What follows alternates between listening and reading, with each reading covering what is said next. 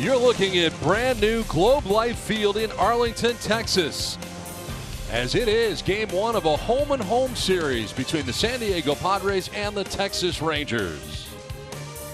Welcome inside the broadcast booth, everybody. I'm Don Orsillo along with Mark Grant. Welcome to Padres Baseball. Well, all of a sudden, the Padres have had a rash of injuries the last couple of days, and today, more roster moves for the Padres. Boy, this really hurts, and no pun intended right there, but the Padres have got some issues with the way they're playing ball, losing 5 in a row. Now you're losing a guy like Tommy Pham. Okay, once in a while, yeah, he could run into one. He was kind of struggling, just hitting above 200, but on a foul ball swing, his left hand, he starts to nurse it a little bit, starts to test it a little bit. Trainer comes out after it was examined. Hook of hamate bone broken, so he'll be out 4 to 6 weeks. Well, one guy is out. You have to move other players in. Tommy Pham, we mentioned, Francisco Mejia on the 10-day IL.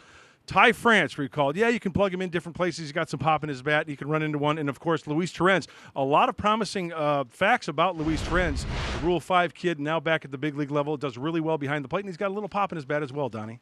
Tonight they'll hand the baseball to Zach Davies. He's been good all year, but really good the last 2 times out. And he needs to be good tonight. Let's face it, the Padres losing 5 in a row, and Zach Davies is not known for throwing the ball that hard. The last 2 times out, over 12 and 2/3 innings pitched, only 7 hits. Not a lot of traffic, and that shows you there by the .71 whip. Walks and hits combined for innings pitched. 10 of his 11 strikeouts, Don, have come via the changeup. It's almost like he throws that changeup for his dough pitch, and the fastball he just shows up and out of the zone. He's consistently keeping it down in the zone, a lot of swings and misses, and against the Dodger lineup, which is very, very potent, he held them at bay. Hopefully it starts tonight again for Zach Davies. Coming up, get back on track in Texas. The Padres have lost 5 games in a row. They'll try to end that when we come back to Arlington on Fox Sports San Diego.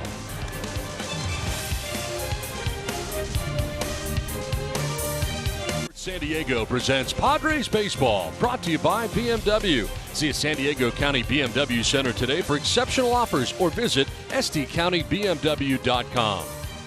By Sequan Casino. Book your staycation today in the exciting new Padres Hotel Suite at Sequan Casino Resort.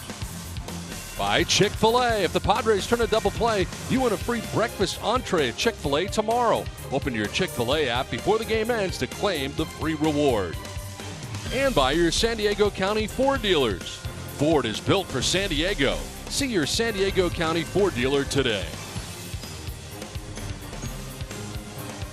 And welcome back to beautiful Globe Life Field in Arlington, Texas. It's time now for the weather report, brought to you by your always sunny San Diego County Honda dealers. 91 degrees, the wind is calm at the moment, mostly clear is the forecast. The roof is currently closed at Globe Life Field. It's time now for our Sequan Pick the Stick. Fans, you can decide who you're with by tweeting out hashtag I'm with the last name of the broadcaster you think has the best pick. If you're right, you'll be entered into a daily drawing for a 2-night stay in the new Padres Hotel Suite with a $100 resort credit and a day bed at the retreat pool at Sequan. Must be 21 and older to win. There are picks, and Jace Tingler hoping that we all do well tonight and pick the stick, and that means he's doing well in his return to Texas. Let's check out his starting lineup tonight. Top of the order for the Padres is Trent Grisham. He's in center field with Fernando Tatis Jr. batting second in today's game. He's at shortstop, Manny Machado at third base. Eric Hosmer's at first base with Ty France, the DH. Jake Cronenworth is at second base. Jurickson Profar's in left. Josh Naylor in right, and Austin Hedges does the catching and bats out of the 9 spot.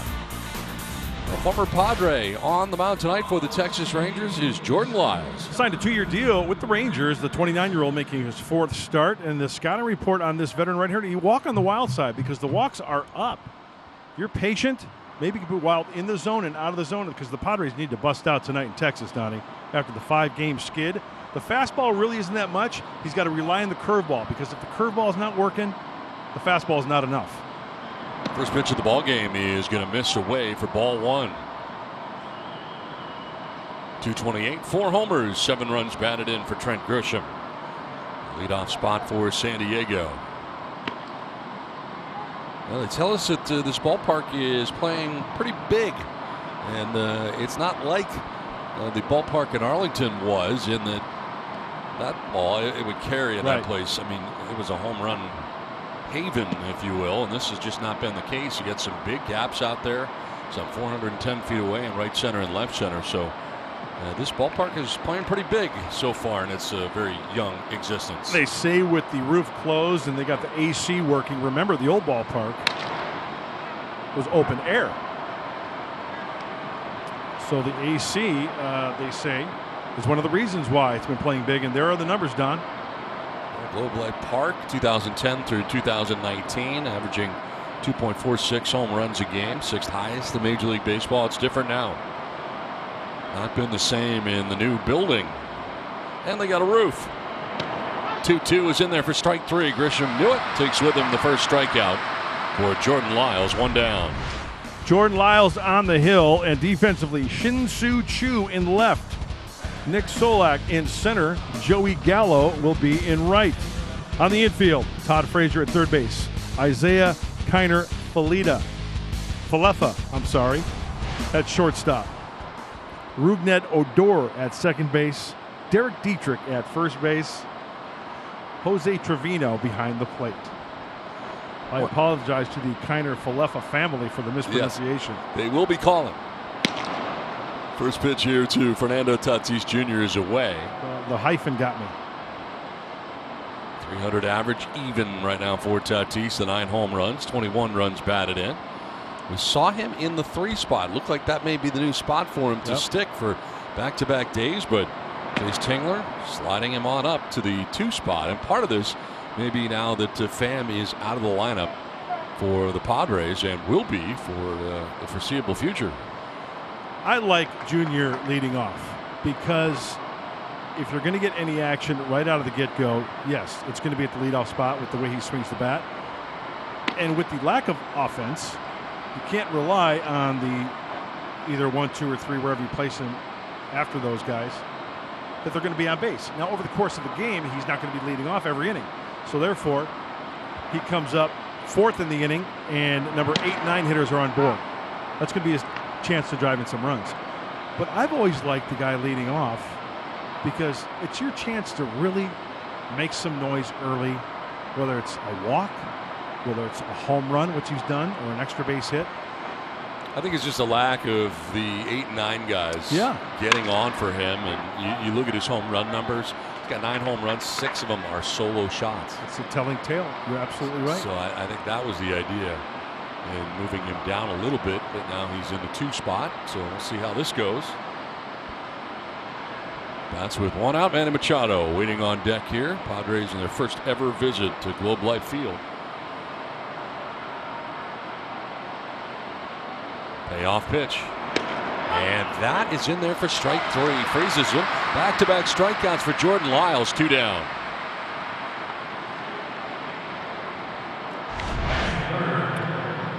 This one's right down the middle. And it looks like a 4-seam fastball. Yep. And Fernando was guessing something off speed, it looks like.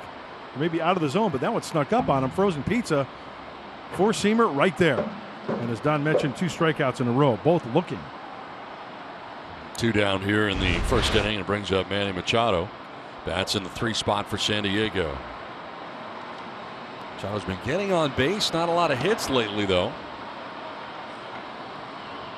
Drew 3 walks in yesterday's game, tying a career high. He's done it 6 times, and he has walked in 3 straight games at least once. On base 8 of the last 9 games, but only hitting a .212 to start tonight's game. Yeah, more than a handful of Padre hitters need to kick it in. They know that, and tonight might be the night. Hopefully, 92, 93 mile-an-hour fastball from Lyles. There's a 94.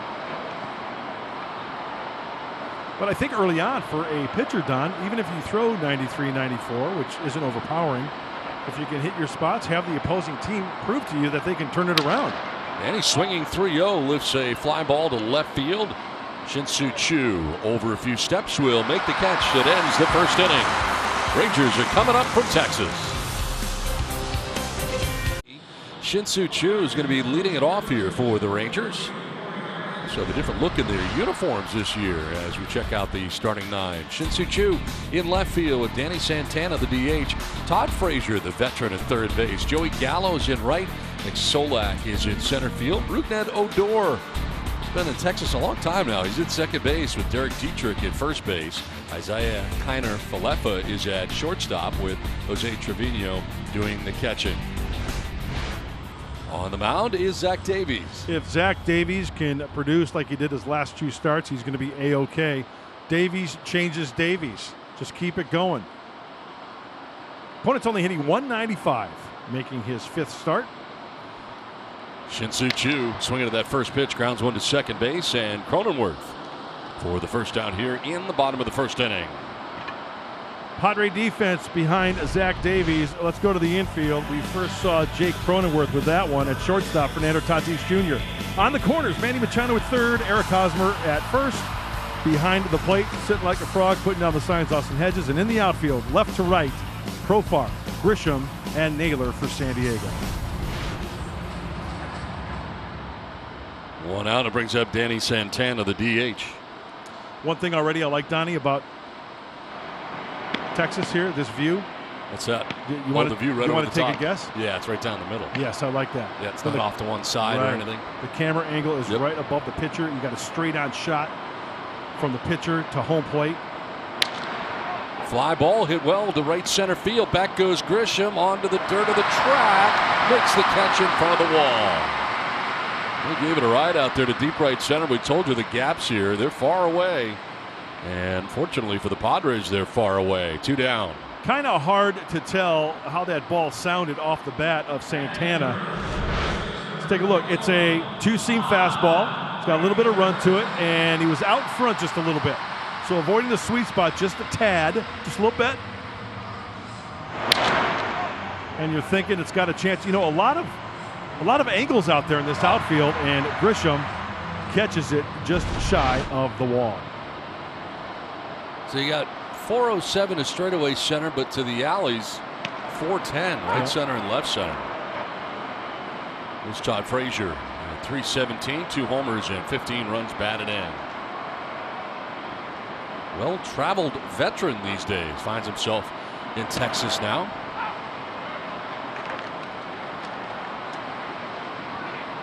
Signed a 1-year deal with a club option for next year. 2-time All-Star.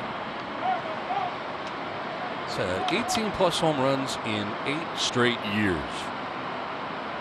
One of 8 players to do that. Let's take a look at the keys to the game, brought to you by your San Diego County Honda dealer. A change is good for 7. Zach Davies goes 7. Hopefully 7 strong, because in a ballpark that plays big, keep the ball in the ballpark. We just saw that. And also play some Texans Hold'em late. Remember what we saw in Arizona? Gave up the lead late against the Diamondbacks, and it went hold them and hold them late. That means the bullpen got to be on their game.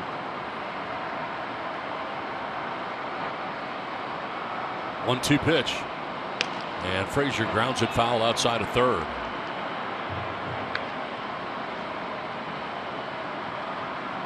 So we'll do it again here with the count of 1-2.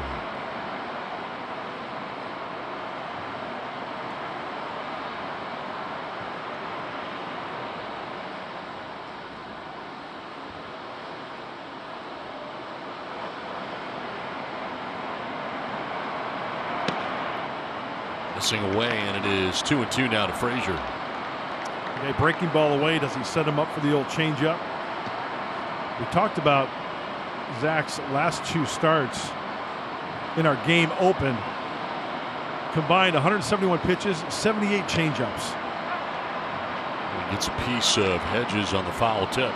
Is that unbelievable, Donnie? 2 starts, he threw 171 pitches, 78 changeups. It's incredible. Only 52 fastballs, and usually, 90% of pitchers out there, it's the reverse trend. They're higher on the fastball percentage than they are the secondary pitches. So his fastball is essentially his secondary pitch. The 8th pitch of the at-bat, and it's a strikeout. Swinging, and Frazier is retired to end the inning. Done with 1 without a score. Let's check in with Bob Scanlon. Thank you, Don. Jordan Lyles going out for his second inning of work, and hopefully the Padres can take advantage of a trend that's been plaguing him so far this season, giving up runs in the first 2 innings. Of the 11 runs that he's allowed this season, 8 of them have come in the first 2 innings, a 12.0 earned run average. Now, it was a little bit of an issue for him last year as well, guys, but before that, not so much. We'll see if the Padres can take advantage. Don and Mud, back over to you. All right, Scott, thanks very much. You had a very good first inning, 2 strikeouts, and got Machado to fly out, so 1-2-3 first. Hosmer in the cleanup spot tonight.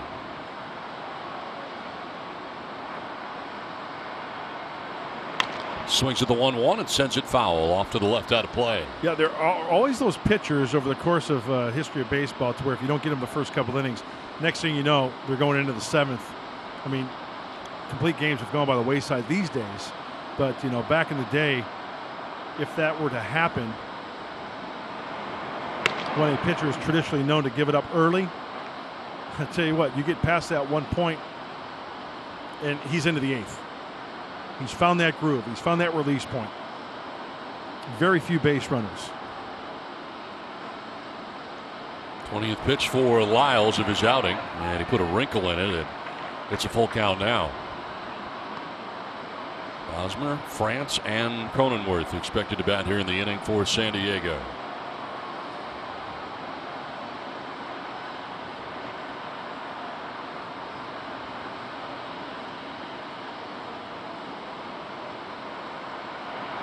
Hosmer will take the walk. Down to first base he goes. First walk allowed by Jordan Lyles. A good start here to the second inning. We'll bring up Ty France, who is back with the Padres. Padres making a couple of moves today. Tommy Pham with the fractured left hamate bone, and Francisco Mejia, which was a surprise, left thumb contusion. They both go on the 10-day IL. And Ty France is back with the Padres again. And Luis Torrens also joining the club. But it is Hedges who gets to start tonight behind the dish. And Ty France is in the starting lineup as the DH. And taking ball 1. And once those players are recalled, you hope for good things. Ty France, nobody out with a runner on board. It'd be nice to see him do some damage early against Lyles.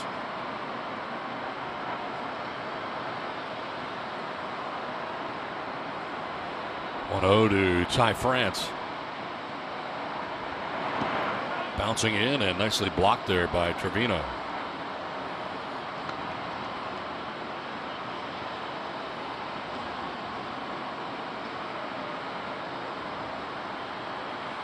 Fifth appearance, 4th start for Jordan Lyles. Hosmer gains his lead, held on by Dietrich over there at first base. Strike 1, 2-1. Fastball at 93 from Lyles.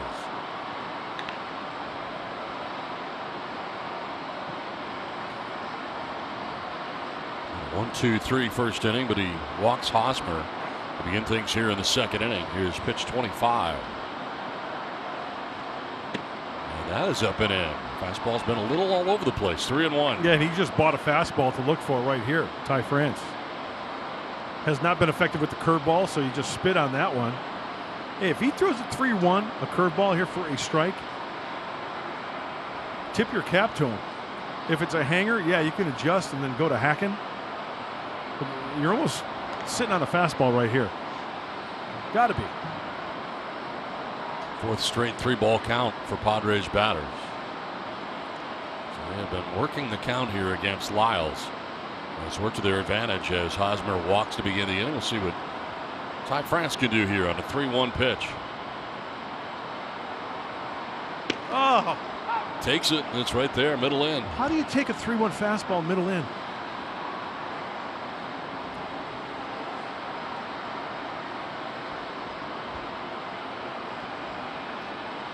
Must have been expecting something else.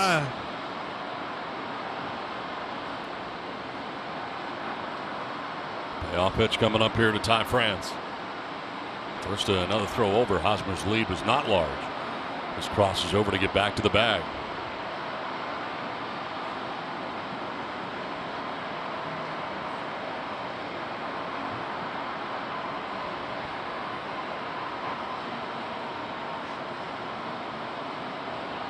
Payoff pitch to France. Runner goes, and France lines this one to left field. That'll get in for a base hit. Hosmer takes second on the single by Ty France right in front of Shin-Soo Choo out there in left. And first two Padres have reached here in the second inning. Well, he got another fastball to hack at, and this one's mislocation. Good for Ty France fighting that one off for 3-2. Inside, get the hands there, down by the label. It just deadens that ball just enough to get in front of Shin-Soo Choo for the base knock. He wanted that fastball down and away, and he missed big time. First and second, nobody out. Jake Cronenworth standing in for San Diego. It's a start at second base in tonight's game.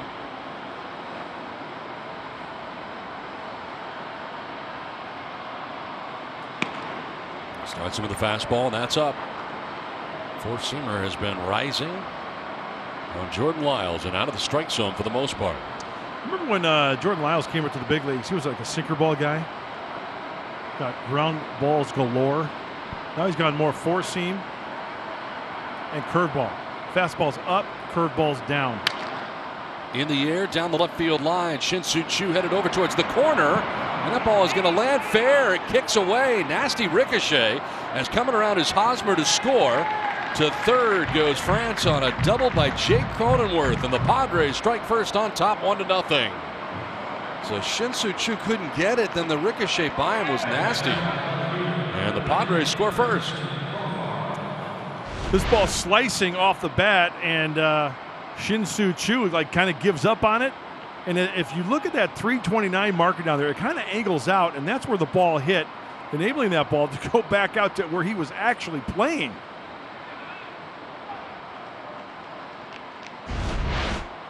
So now it is second and third, a run in, nobody out, and Jurickson Profar coming up. This is the area the Padres really need to improve in, the bottom third of this lineup. It's Profar, Naylor, and Hedges coming up here with a chance to really add some more runs. This one is lined towards left center field, and that's a gapper. It gets down. Over to cut it off is Choo. France will score. Cronenworth behind him will score. It is a two-run double for Jurickson Profar, and the Padres take a 3-0 lead. Well, a good start to this one in Texas tonight. Well, as Bob Scanlon alluded to, there's a changeup there. Jurickson takes a pitch, outer third, and just serves it that way. Hit it where it's pitched. And a great result. And Bob Scanlon was mentioning getting to Jordan Lyles early. I mean, he tags, he's going to score easily anyway. And right behind him, Jake Cronenworth. Hey, you get to him early, and Jordan Lyles might be Texas toast. So Profar at second base with nobody out, 3 runs in, and comes Josh Naylor. That's big for Profar right there.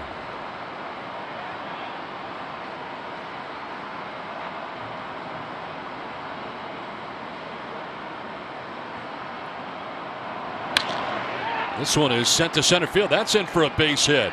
Profar being waved around. Solak will throw home, and it'll be cut off. And the Padres take a 4-0 lead. RBI single for Josh Naylor, and the hit parade just keeps on going for the San Diego Padres. Well, we mentioned that going into this game, 16 innings pitched, 12 walks for Jordan Lyles. Yeah, it's one thing being wild out of the zone. How about in the zone? And the Padres are doing a fine job. It's a track beat out there on the base paths this early in this game. Oh, that'll get pitchers up in the bullpen. That'll get some action going. So a walk followed by 4 straight hits. Padres have collected 4 runs so far. Still nobody out. And here's Austin Hedges.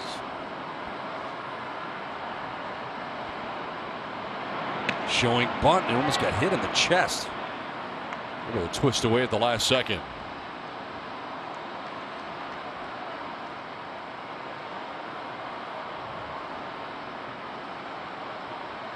Well, in the words of Ron Burgundy here in the second inning, that escalated quickly. Sure did. In the bottom of the order coming through.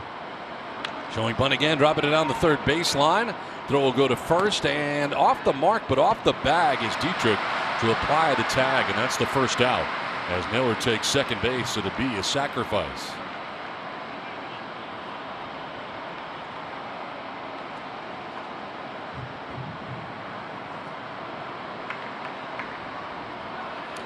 Lawson has done this a few times this year, and generally speaking, he lays it down quite well.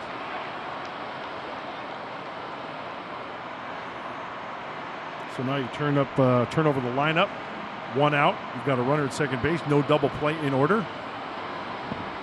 And look who's waiting on deck as Trent Grisham comes up to the plate. Grisham, the 7th member of the Padres, to bat here in the 2nd inning in this fast start tonight. On top 4-0. Grisham's second look. Jordan Lyles, and there's strike one on that inside corner.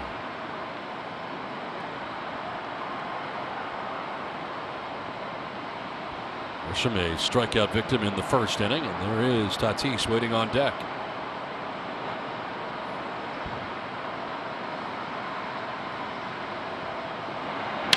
This one is lined to center field, and that one's going to get in for a base hit.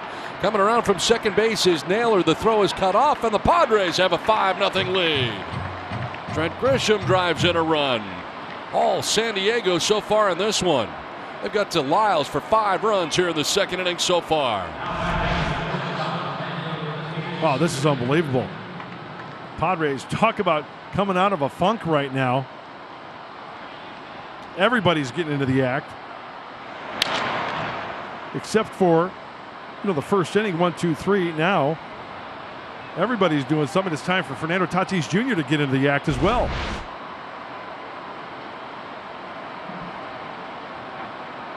Here is Tatis, a strikeout victim. He went looking in the 1st inning.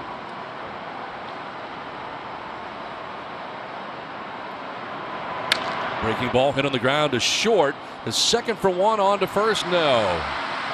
Ball dropped on the transfer there by Rougned Odor. And reaching at first base will be Tatis. Remember, when the Padres hit a home run tonight, you get a free Jumbo Jack tomorrow with a purchase of a large drink.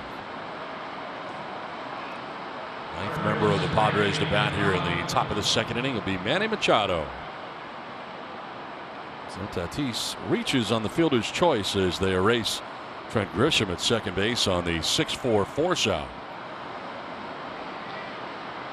Machado, last time up, his only time up, was swinging 3-0, and he flied out to left field. Now he pops one up, foul ground, no play. Trevino gives it a look. That was a fat pitch right there for Manny to do some damage.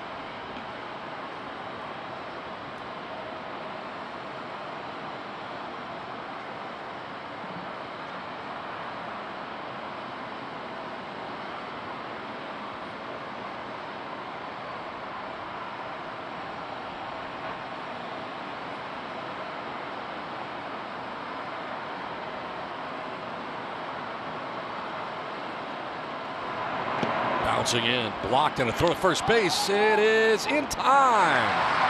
So Tatis thinks he got back. We'll see if they're going to challenge this or not. So Tatis diving back, thought he got back safely. We've seen this before, huh, Don? Yes, we have, so especially with him. Hold all tickets. He's pretty sure of himself, too. Right away, he felt he got back. They're not going to challenge, as it turns out. So Tatis have the lead for Zach Davies. A big top of the 2nd inning. Joey Gallo, Nick Solak, and Rougned Odor coming up.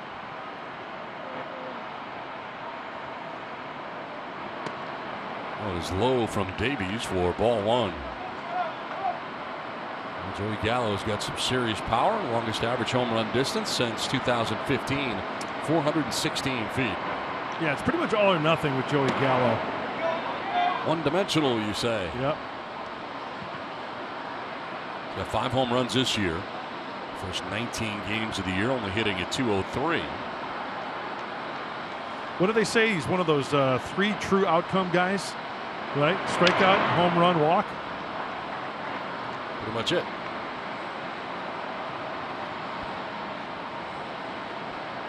Zach Davies enjoyed a 1-2-3 first. Chew to ground out, Santana to fly out to the track. Struck out Todd Frazier to end the inning in 11 pitches. Swing and a miss, evens the count at 2-2. And I think that Davies' changeup could just eat him up. I mean, let's face it, he likes to hit homers. What do guys who hit homers like? They like the fastball. What don't they like? the changeup. And we just saw one right there. 2-2. On the ground. Into the shift on the right side. This is Cronenworth who throws him out for the first out of the inning. Let's take a look at StatCast powered by Google Cloud. Zach Davies' changeup, the last 2 starts, it's been working quite nicely against the Dodger lineup. They were located down, and this is the amazing thing. Oh my gosh, that's an off-speed pitch, a changeup, which is essentially his #1 pitch.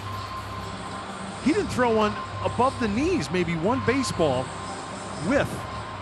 It's just consistent release point. It's amazing. It's fun to watch him pitch. Nick Solak will take a ball down low. Just shy of 300 at 299 with a home run, 8 runs batted in.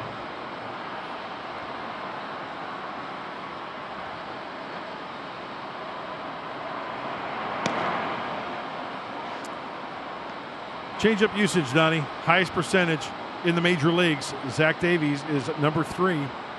Phillips Valdez. Jalen Beeks. Where's Beeks? Beeks! 2-0 pitch right down the middle. 2-1. Solak now. Rougned Odor waits on deck. If you like that pitch, if you have success to it, why not use it? And Davies does.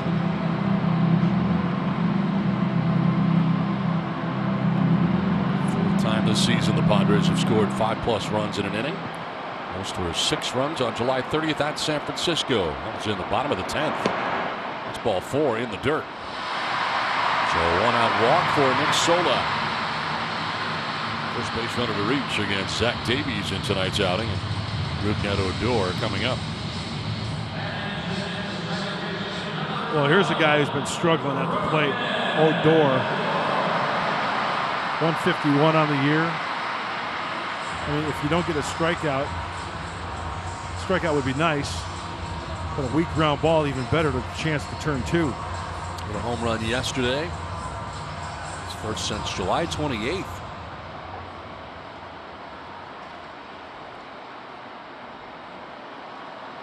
Had some right oblique problems earlier this season. Missed a total of 5 games. Nursing the oblique situation, but didn't go on the IL. This pitch is going to miss down low.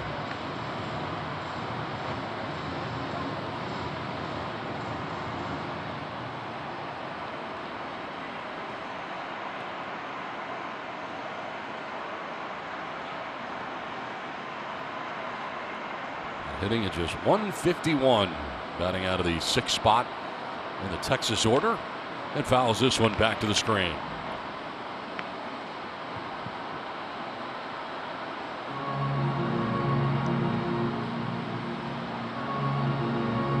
Second most in strikeouts for this Rangers team offensively in the American League. 8 strikeouts per game. Remember, we saw Davies against the Dodgers, a lot of swing and misses on that changeup.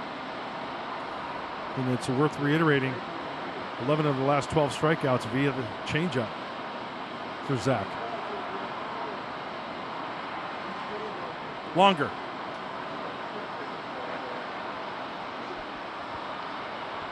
Ball and a strike to Odor with Solak at first base. And that's in there for a strike. Davies jumps ahead.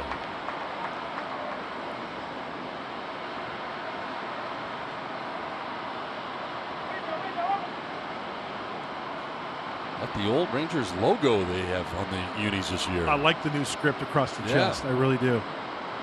It's very much like their older uniforms they used to have. 1-2 pitch. And this one is popped up. Foul ground. It's Davies and Hedges. It'll be Hedges able to make the catch. Davies was going after it first, but Austin had to go quite a ways down that third base line, but he gets there for out number 2. Yeah, that ball's going to be coming back towards the infield, and you saw Hedges kind of backpedal just a little bit. Big out for Zach, leaving that runner at first base. The Padres can go the short way at second to get out of this inning.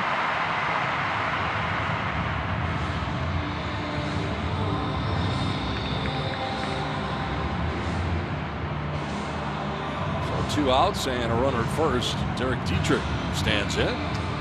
Austin checking the card catalog there on his wrist over the scouting report.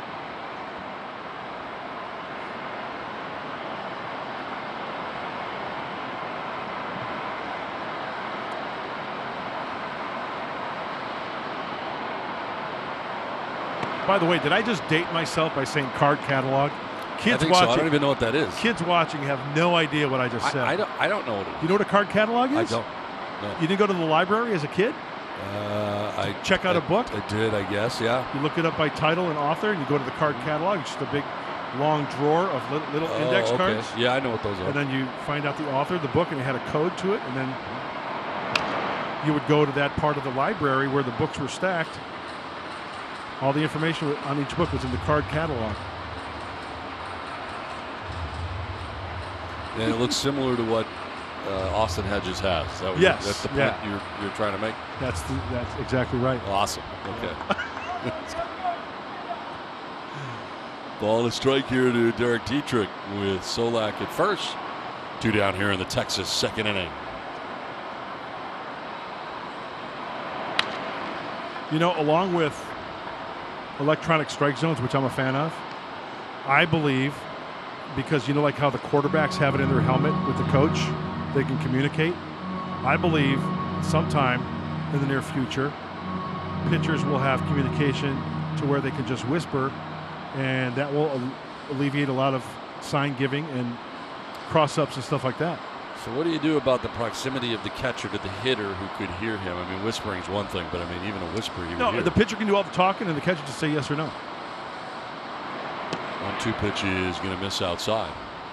The catcher can talk softly enough to where the hitter won't hear. You disagree? I would think it's kind of close. I mean, you could take the chance, I guess. But it'd be terrible to let him know, you know. It'd be like banging a trash can or something, you know. 2-2 pitch. It is the 30th for Davies. Nice. And a swing and a miss over the top. Davies strikes out Dietrich. We play 2. Padres have a 5-0 lead. Trivia question. Padres and Rangers first met June 14th, 1997 in Texas. First Padre to get a hit in that game was. Tweet us your answers by the end of the inning using hashtag Valley View Trivia. I'm going to go Kilvio Veras because he's a leadoff guy, and I'm guessing maybe he did it right out of the gate. And I think the obvious is Tony Gwynn, but I'm going to go differently. Yes, he did. You know what? I'm going to go Chris Gomez. Okay. The Padres shortstop. I was with Kilvio Veras in the New York Penn League. Really? Yes. He was a Met. He was a Met. Came up through the Met system. I think he broke into the big leagues with the Marlins, though, if I'm not mistaken. Yes. 0-2 pitch is in the air. Into shallow left. Out goes Kiner Falefa, but in comes Shin-Soo Choo, and he makes the catch. Round number 1 of the 3rd inning.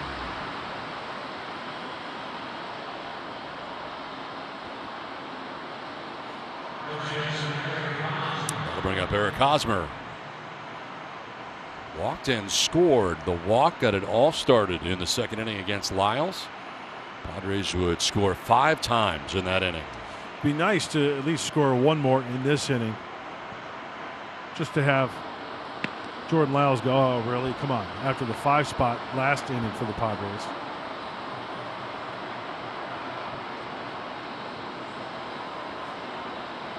As a pitcher, you go out there and say enough is enough. Breaking ball drops in there for a strike, 1-1. One of the few curveballs he has landed for a strike. As the last 4 games, Eric's been swinging the bat well. 4-game hitting streak coming in.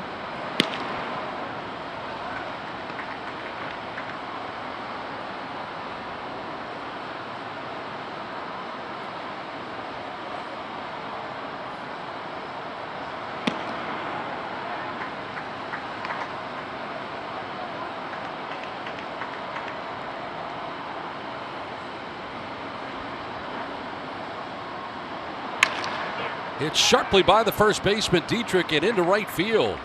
Slowed it down a little bit, but that's about all. It was a hot shot off the bat of Eric Hosmer. He's aboard with 1 down here in the 3rd inning. Well, that ball is hit sharply for any first baseman. Derek Dietrich is not your traditional first baseman, especially for the Texas Rangers. He dives to his right. That ball was hooking. It was hit so hard. Wow. I think a really good first baseman catches that ball by his positioning. Not the case for Dietrich.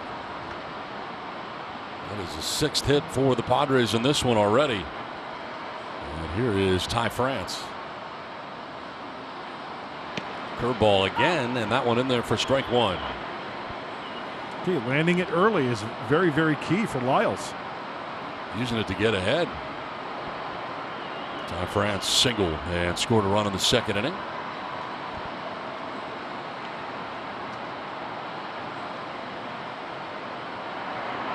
Another one, and it's 0-2. And once he gets that feel, he's going to go to it any time. He's flipping it up there. Yep. Too little, too late, possibly. Well, let's see if he wastes a fastball up or bounces a breaking ball here. Yep. 50th pitch coming up here for Lyles in 2 1/3. Had to work very hard in the 2nd. Padres sent 8 men to bat, and 5 of them scored. Enjoying a 5-0 advantage as they bat here in the 3rd inning. Another breaking ball, and France sends it to right field. Back is Joey Gallo to make the catch.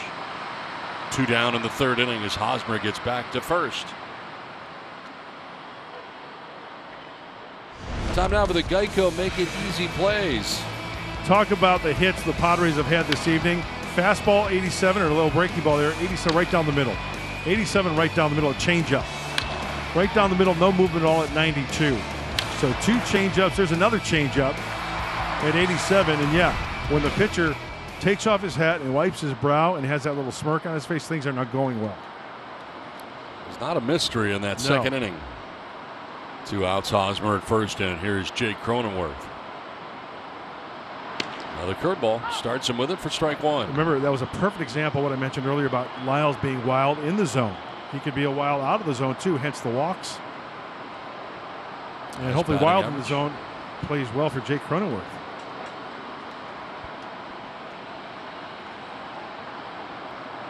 A little bit high, and it is a ball and a strike.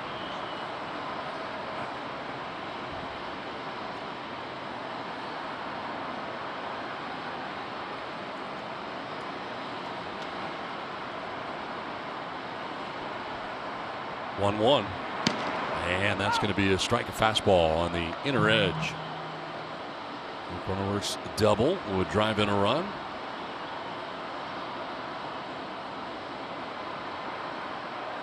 All started on the Eric Hosmer walk. Eric's been on twice. He singles this inning, and is still at first base right now at 2 down. Sends it foul. We'll do it again, 1-2. Did you ever go to the old ballpark, old ballpark, the first one? Ballpark in Arlington? Yeah. No. I believe it was a AA ballpark that they just transitioned into a big league ballpark. I did not hear good things about it, I'll tell you that. I heard a lot of bad stuff. Horrible. It was so bad. No, I was only at the ballpark in Arlington, Yeah. the Globe Life Park. This one is down low. It changed a series of names over the years. But that was, honestly, that was another field that I will miss. I actually like going there. I like doing games there. I did 2 playoff series there against the Tampa Bay Rays in Texas, 2010, really? 2011. Playoff games? Sorry about it. Yeah. Yeah, I like that place. And it's kind of like Turner Field for me. I think this place looks very nice, but this one is chopped up the middle. Barehanded, and Frazier can't get it there. It gets away up the right field line. Still running is Hosmer. Hosmer's going to try and score. Here comes the throw. He will be safe. Just got in, and the Padres take a 6-0 lead. Rangers throwing it all over the place. Don Wakamatsu on the phone. See if they're going to challenge his play at the plate.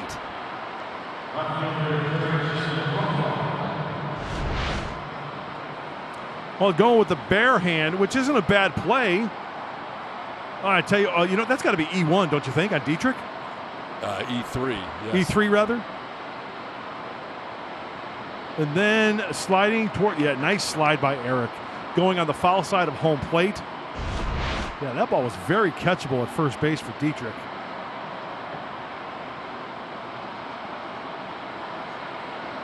So no challenge. Cronenworth at first base. And swinging away his Profar. Popped up foul ground. Dietrich over by his own dugout, and he'll have no play. Get some help from his friends as he gets over there.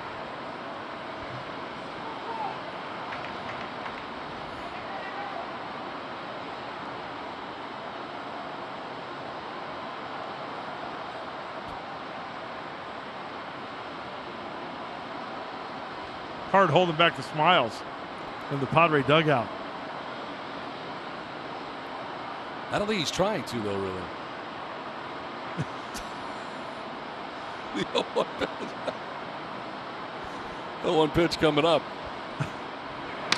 On the ground to the second baseman, Odor. His throw to first will end the inning. Padres add a run, take a 6-0 lead to the bottom of the third. Get ready for the bottom of the third, and it's time for the Kia Give It Everything. Lowest opponent OPS, Zach Davies. 522. He is fifth in that category. Aaron Nola, the Philadelphia Phillies, 456. Isaiah Kiner Falefa will take a strike over the outside corner. Well, they did rule on that play last inning. It took them a really long time. They did it in between innings. Cronenworth will get a base hit, and they will charge the error to Dietrich, the first baseman. Well, good for Jake. You know, the official score giving him a base hit. I honestly thought it was an error all the way around. Because a good throw, I mean, it was right there in the breadbasket of Derek Dietrich, who should have made the catch. But I guess they take into consideration what Frazier had to go to his left like 3 steps and barehanded it. Yeah, it was a really good play. I think the front end of it is what probably got him the base hit. You don't like that? But the ground ball has to just be served up to the third baseman on a platter and then thrown over to first. Well, he can't move. It was an extraordinary effort. Really? Yeah, I think so. Really? Yeah. Okay. It was a pretty good play. He threw it right there. I mean, not impressed, huh? Not really. Not really. I don't think it was out of the ordinary. Okay. 1-2. That's what is fouled off. You come back from your vacation very angry. I don't know if you noticed. Why are you yelling at me? Seem kind of mean, you know, like you're just refreshed. Your vacation and all. I mean, you should be refreshed and like. I am refreshed. Happy. Just calling him as I see him. Padres have a 6-0 lead. Things are good. Yeah, very good. Yeah. Davies to first for out number 1 as we check in with a very happy guy, Bob Scanlon. Bob? I'm in a great mood, and I'm loving what they're doing here at Globe Life Field. They're paying extensive homage to the Rangers' history. In fact, they used all of the retired numbers in the outfield dimension. So 329, number 29 was Adrian Beltre's number.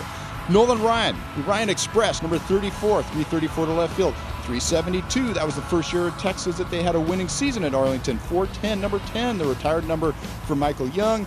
And then, of course, you've got 7, Pudge Rodriguez, 407 in straightaway center. They also have some numbers here with the winning season in Arlington. I like also that they honored Jackie Robinson, guys. It is 42 feet exactly from home plate to the backstop. So a lot of history here, and baseball history as well, honored at Globe Life Field. Guys, back over to you. All right, Scan, thanks very much. Very cool stuff. Oh, you like that, huh? Oh. Really? Do you? Yeah, I do. Jose Trevino batting with 1 out, count of 1-1.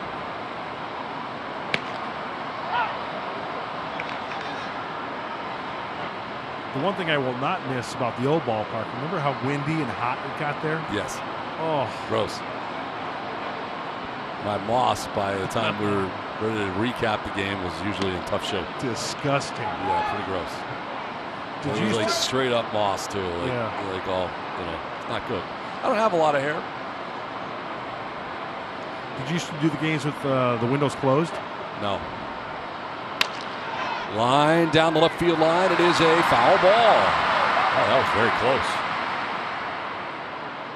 Out in front just a little bit. That ball hooking. How close was it? Oh, clearly foul.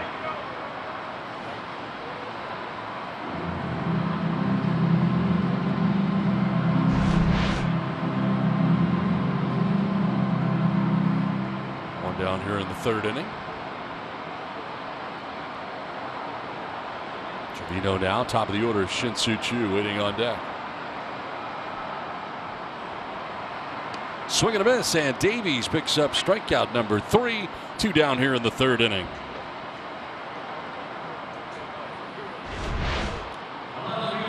Down and away, perfectly placed. Boy, off the plate, you got it. That's the changeup.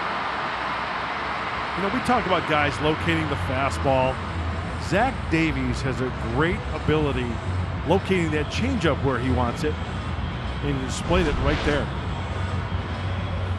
2 down here in the third, 4 in a row retired by Davies. Top of the order, second time through, Shin-Soo Choo. Grounded out to second base in the first inning. Sits safely in 3 of his last 4 games.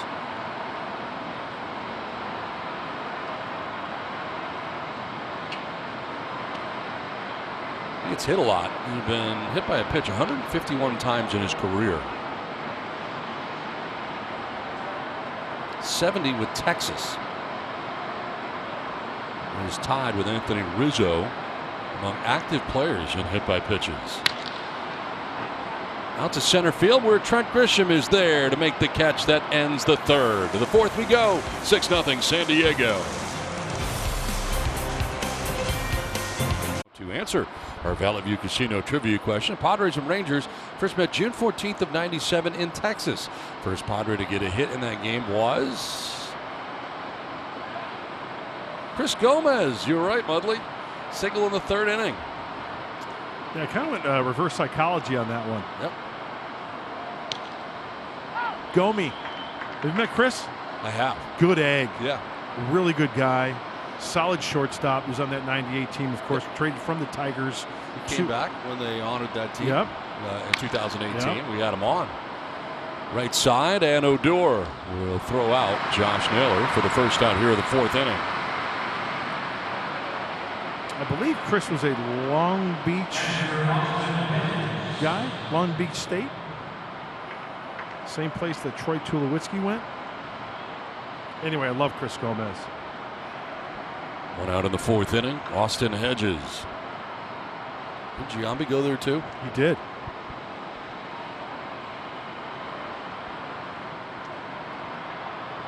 Hedges with a sacrifice bunt his first time up and take a fastball up.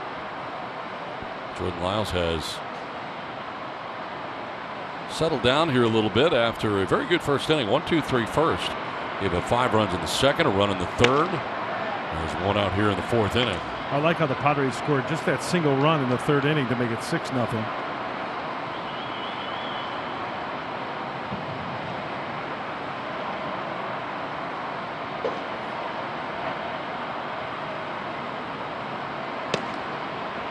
There's a strike, 2-1.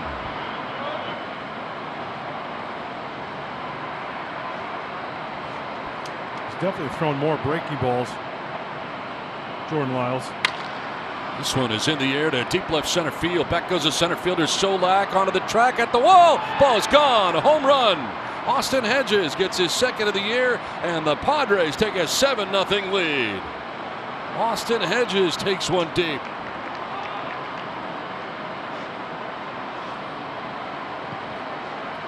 Don't you just love this game of baseball? I'll tell you what, it'll make you scratch your head. It'll give you ulcers. It'll make you happy. It'll bring you to your knees. Austin Hedges is all over a fastball. Here's the four-seamer, right where it says San Diego on the chest. Launch angle. Bullpen bound. Good for Austin. Hey, it's been a rough year. The first, how many games is this, Donnie? This is game 24. Game 24. Well, Austin Hedges, you know, hitting what he's hitting and ran into that one. Good for him. Trent Grisham 1 for 2, singled his last time up.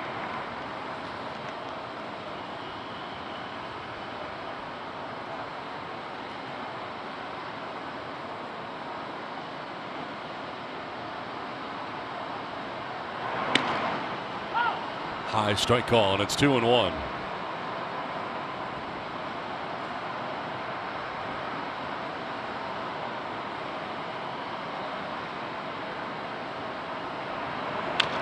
Fouls it off himself, and it's 2-2 now for Trent Grisham.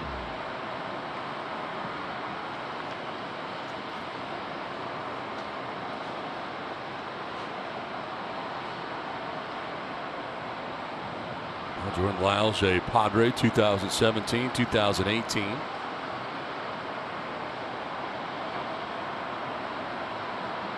his first year in Texas. 2-2 is grounded right side, shift in play here, and out at first base is Grisham. Now a quick word from Jerome's Furniture. Jerome's Furniture, official furniture store of the San Diego Padres. Shop online today at jeromes.com.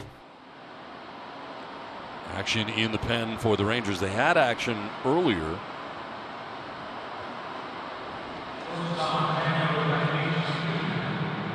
That is Jimmy Herget, who is up in the pen again. He was up earlier in the second inning when things were really going badly for Jordan Lyles. 2 down here in the fourth, and Fernando Tatis Jr. lifts a pop up into shallow right. Odor out, Gallo in. And it'll be Gallo makes the catch out there in right field. It ends the inning, but another run for the Padres thanks to Austin Hedges, who connects on his second home run of the year. Padres on top 7-0. Everything's big in Texas. 7-0 Padres on top of the Rangers. It's to the bottom of the fourth inning we go. Zach Davies back on the mound, and Manny Santana leading it off here for the Rangers. 2, 3, and 4 for Texas. Santana, Frazier, and Gallo. Davies at 46 pitches, dealing with his first hitter here of the bottom of the fourth inning. It's the high strike call there. When Zach is on his game, he makes it look really easy, doesn't he? Yes, he does. He's just playing catch. Like the old adage we talk about when pitchers are being wild. What do coaches tell the youngsters on the Little League field or even in high school? Hey, just play catch with your catcher. You're just playing catch. It's exactly what Zach Davies is doing his last 3 starts.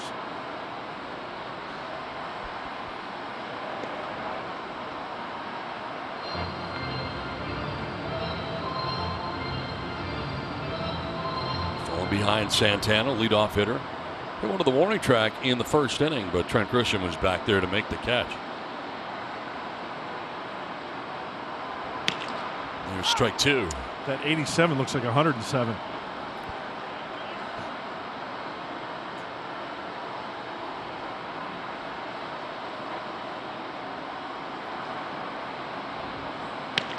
That is strike 3. Well, he got behind 3-1, but he comes back to strike out Santana.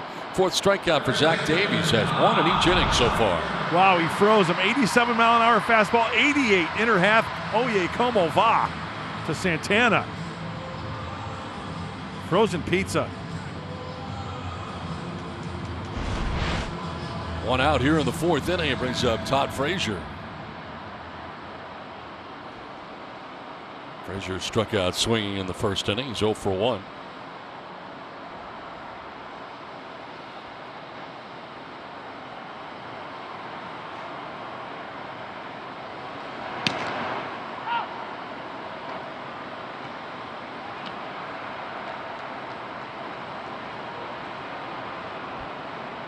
Todd Frazier getting his second look at Zach Davies. That is strike 2, quickly down 0-2. Frazier last year, remember the New York Mets.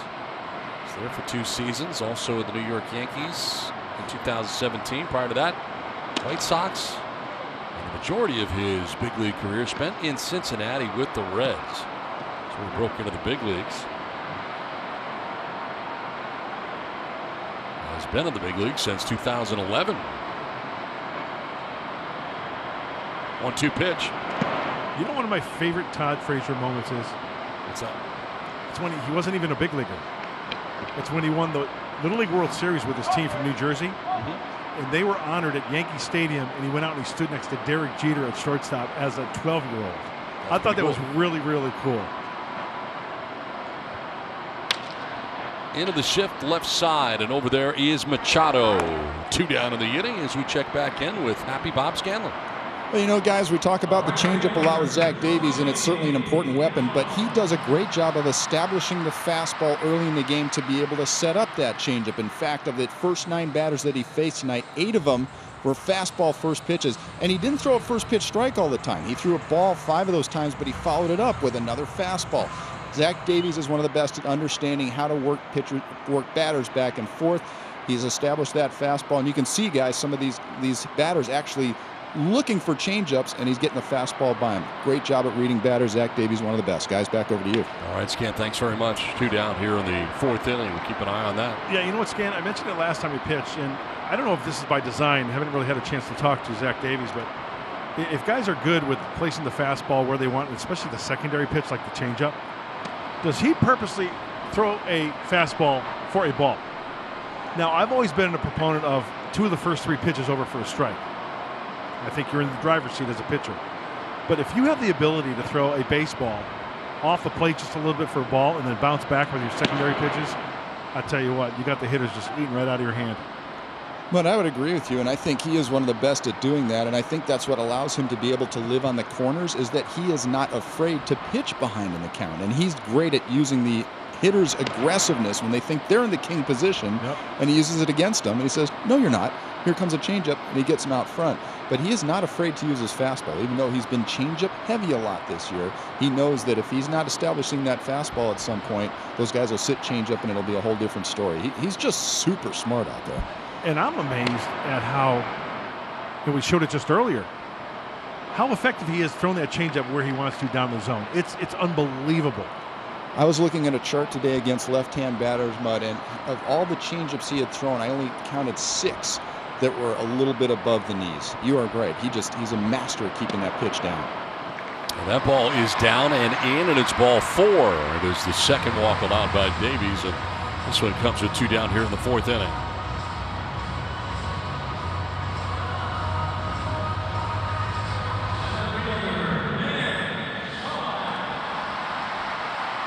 So with 2 outs, Gallo at first and Nick Solak coming up. He walked in the 2nd inning. Is it cool if I talk to him a little bit? You all right with that? Sure, go right ahead. Solak walked in the 2nd. You didn't want to know my opinion of the changeup? What do you think? No, you didn't ask. I'm asking. Oh, you're not going to ask now. It's too late. Wait. What do you think of the Trying Zach to hurt Davies my changeup, feelings? Donnie? No, it's fine. 1-0 to Solak. Just because I haven't pitched in the majors, is that the reason? Oh, like you pitched in the show, really? 21 days one.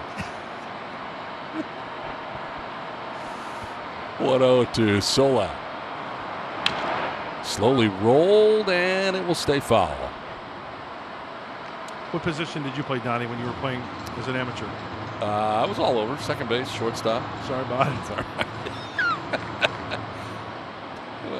Why are we doing this? Super utility guy? No, not particularly. I didn't play a lot. What was your weakness? Everything? Hitting the ball, fielding, throwing the ball. What else is there? Yeah, I wasn't very good. That's why I'm here. I had to figure out another way to get to the big leagues because it was clear early on that it was not going to be playing to get me to the big leagues. I didn't have $1 million arm like yourself. Yeah, and a 10-cent brain to go along with it. I didn't say that. You did. I know. Al Rosen did.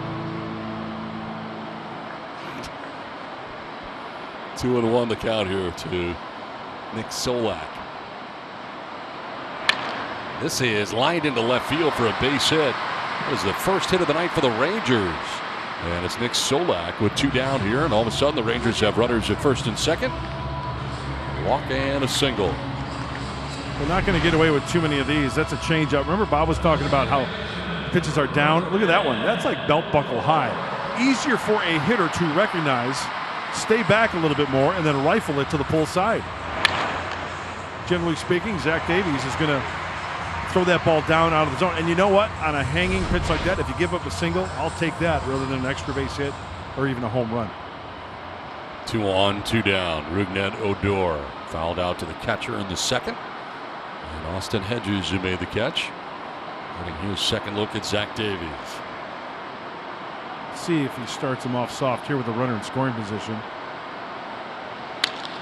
Odor jolts one out to deep right center field, and that ball is going to get down. A gapper from second. Joey Gallo will score from first.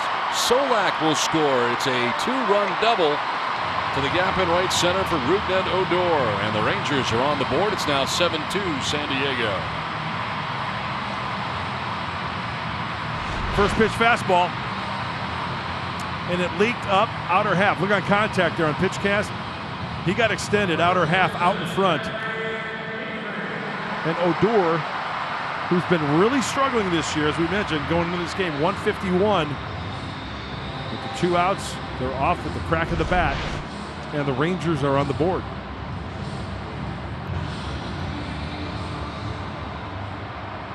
Two down here in the fourth inning. 2 runs in. Odor at second, and here's Derek Dietrich.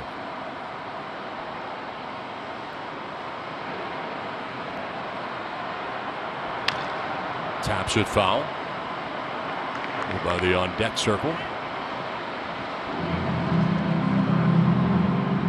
Dietrich struck out swinging. 4 strikeouts altogether for Zach Davies so far. Got 2 quick outs in this inning. Strikeout Santana, getting Frazier to ground out, but walk of Gallo, a single for Solak. Odor with a 2-run double.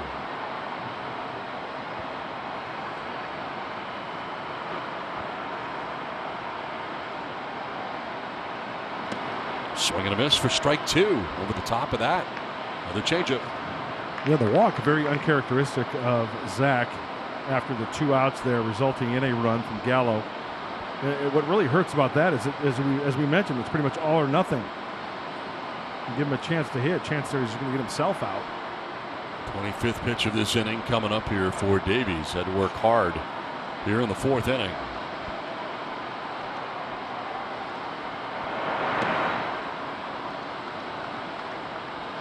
That's blocked by Hedges. No advance for Odor at second base.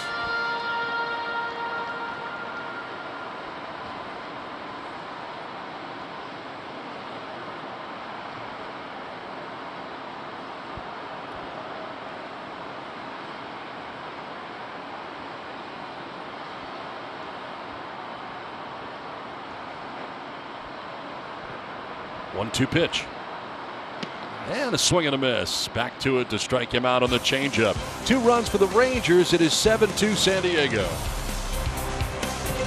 San Diego presents Padres Baseball. Brought to you by Petco, official pet coach of the Padres. By Hyundai. Bring on the epic summer savings now at the Hyundai Epic Summer Sales Event.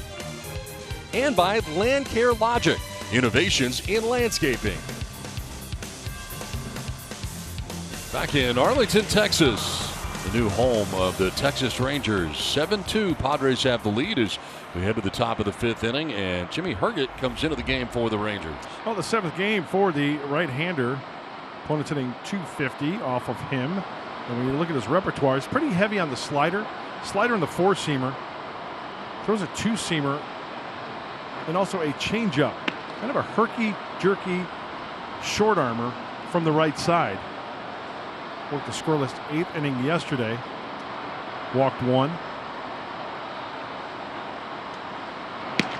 Change the arm angle on you as well and throw that frisbee from the right side. Kind of low 3/4 at you. Manny Machado 0 for 2. He's done the same thing twice. That's fly out to left. Shin-Soo Choo up to the task on 2 occasions as he fouls this one away. 1-2. It is Machado, Hosmer, and France scheduled to bat here in the 5th.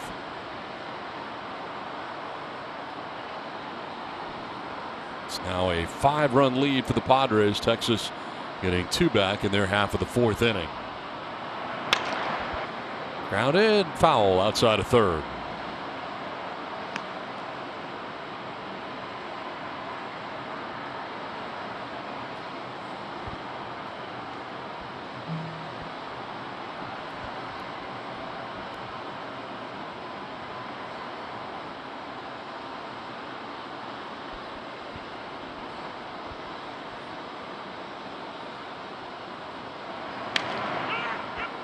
A lot of spin on this, down to first base. A bobble by Dietrich, but he recovers and tags the bag.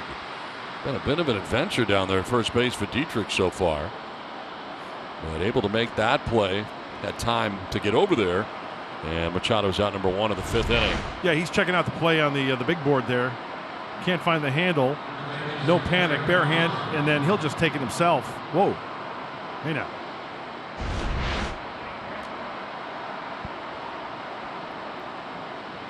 So 1 out, it brings up Eric Hosmer. Hosmer has been on twice. A walk and a single, has scored 2 runs.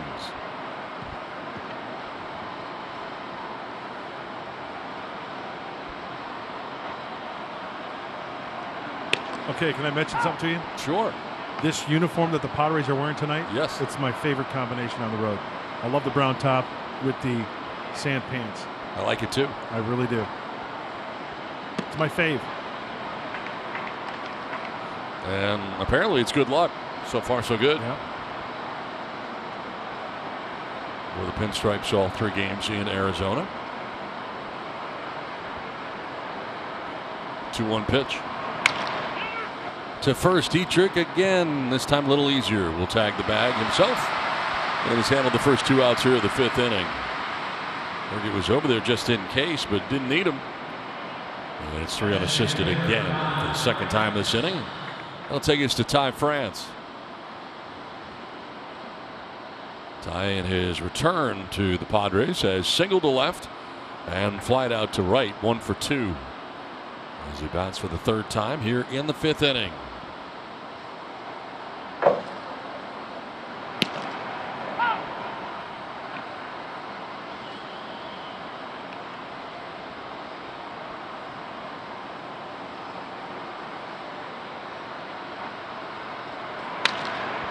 To short and to Kiner Falefa. Fires to first base for the out that ends the inning. It's a 1-2-3 inning. Halfway through, 7-2 Padres. We strike out 9 or more batters in tonight's game. All Padres fans can visit participating Petco locations the next day and receive a free pound of dog treats with Pals Rewards. Visit petco.com/PadresK9 for more details. It's the last of the 5th, and the Padres on top 7-2. Isaiah Kiner Falefa grounded back to the mound in the 3rd inning. He is 0 for 1.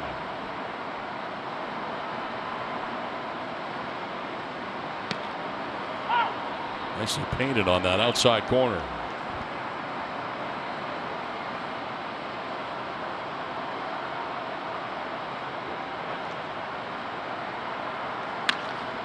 Kind of jammed him down to 3rd. Machado on the run and in time for out number 1. Let's check back in with Bob. You know what, guys? It's been a nice homecoming for Jace Tingler. He spent 13 years in the Rangers organization. For the first 6 or 7 years, he was working with the young kids, but there you saw in 2014, he got a chance to be the field coordinator. Jeff Bannister brought him on in 15 and 16 to the big leagues, in 17 and 18, experience of the front office as a GM, assistant GM, and then in 2019, back into the dugout. And at that point is when he started to campaign to get a managing job, guys. He interviewed for a couple of jobs, and 2020 was the year that he finally got that opportunity. But 13 years with the Rangers, it's a nice way to come back, and it doesn't hurt to have your team win, does it, guys? No, that's definitely the case, Scan. You know what I really liked about that is everything that he did to prepare himself for this job. You know, he's as well-rounded as you can be before getting a major league managing position for the first time. I mean, I think of some of the great managers I've been around, and a lot of them have done what he did to get here, and that includes some time in the front office too, to see what that's like, to understand what your own president of baseball operations or general manager is going through on a daily basis too. That is going to be strike 3, and there are quickly 2 outs here in the 5th inning. 6 strikeouts for Davies. Once again, look at the location. He may have gotten a call right there, but it's exactly where Austin Hedges is set up. Looks like a cut fastball. See him working around that baseball a little bit. And you know what? I just that last shot really was evident of this. Austin's glove. Outside corner, but he caught it in the webbing. I mean, so the ball may have been off the plate a little bit, but where his glove was and where he caught it, glove looked like it was over the outside part of the plate. So a nice job presenting, as they say, that pitch, Austin Hedges. Don?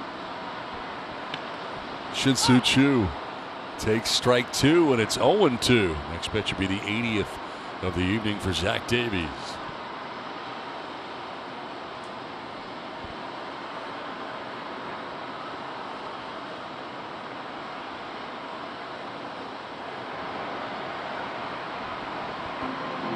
Well, 2 strikes to Choo with Santana on deck, but there are 2 outs in the inning. Choo has grounded to second and flied out to center.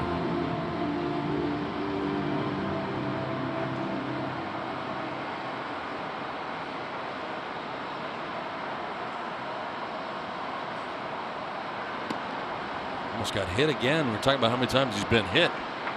151 career hit by pitches.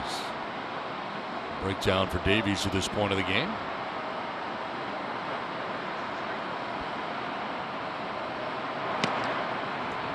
Full count. Choo broke into the big leagues in 2005 with the Seattle Mariners. Time in Cleveland.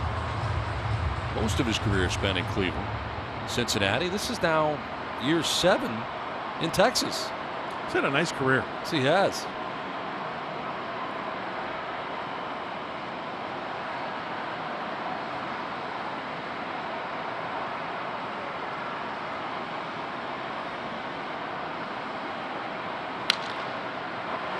To left center, and Grisham will make the running catch. It'll end the 5th inning.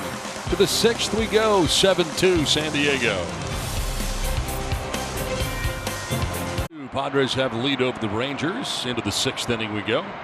And Jake Cronenworth, who is 2 for 2 so far in this one, will take ball 1. Jimmy Herget back on the mound again here for Texas.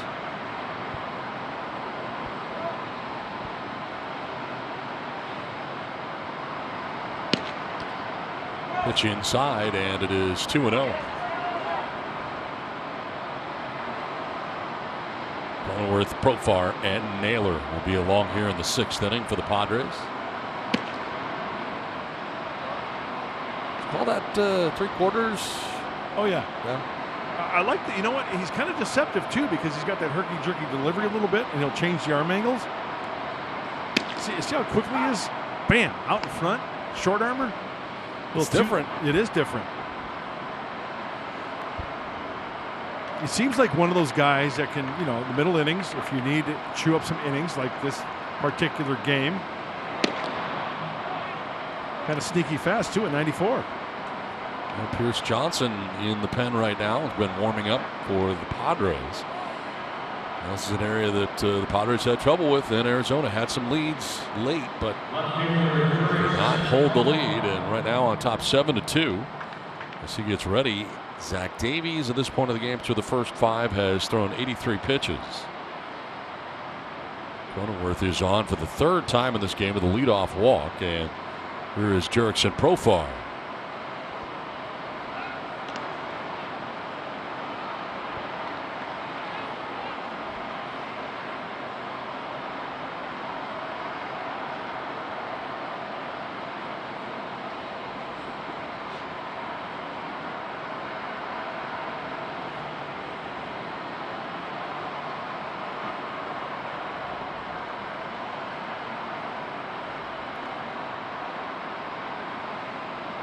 Runner goes at first as Profar fouls it off to the left out of play.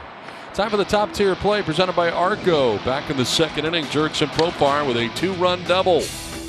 Reaching out and poking that to the gap in left center field.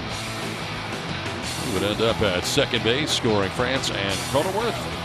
And the Padres off to that great start in the 2nd inning. Scored 5 runs in that inning. 1 in the 3rd, 1 in the 4th. and have a 7-2 lead here in the 6th.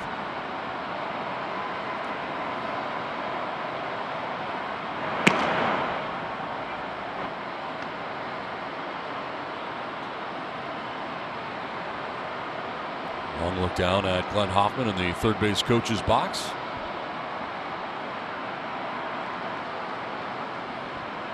See if anything's on here. Cronenworth was running on one of the earlier pitches. He fouled off. A quick check by Herget. Back to the bag is Cronenworth. Herget's thinking right along there with you, Donnie. 1-1. Not a bad hit and run count. Could be a straight steal if you get a jump. He's the best. What is happening? I don't there, know. Glenn? He's having fun down there, though. So his popped up foul off to tell you left what, out of play. Glenn Hoffman could be one of the sneakiest, funniest guys ever. Very funny. Under the radar funny.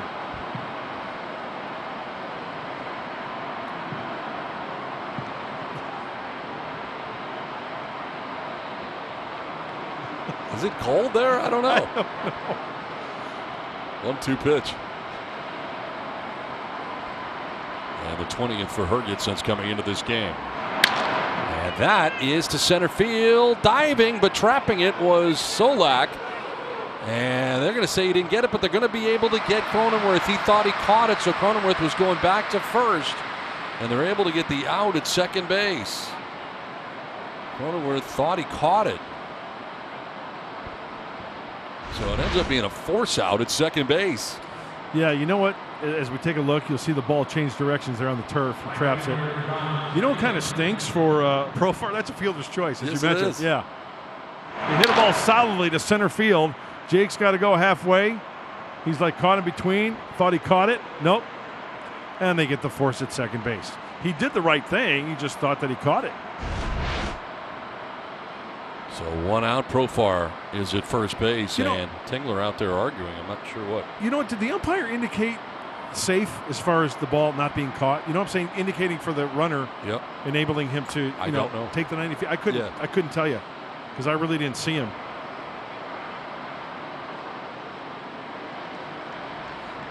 Apparently not something that he could challenge, whatever it Right. was. 1 out, 1 on, and Josh Naylor. Third plate appearance, a single to center, grounded out to second. Rising fastball.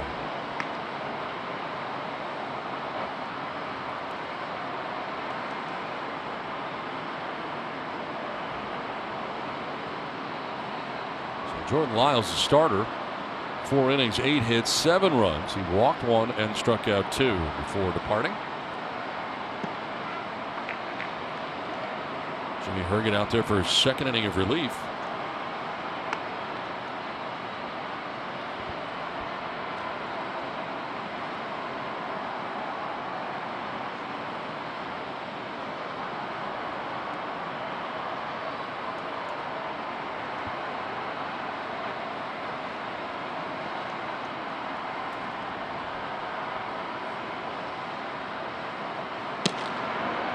Outside for ball 2. See how he changed the arm angle there, Don?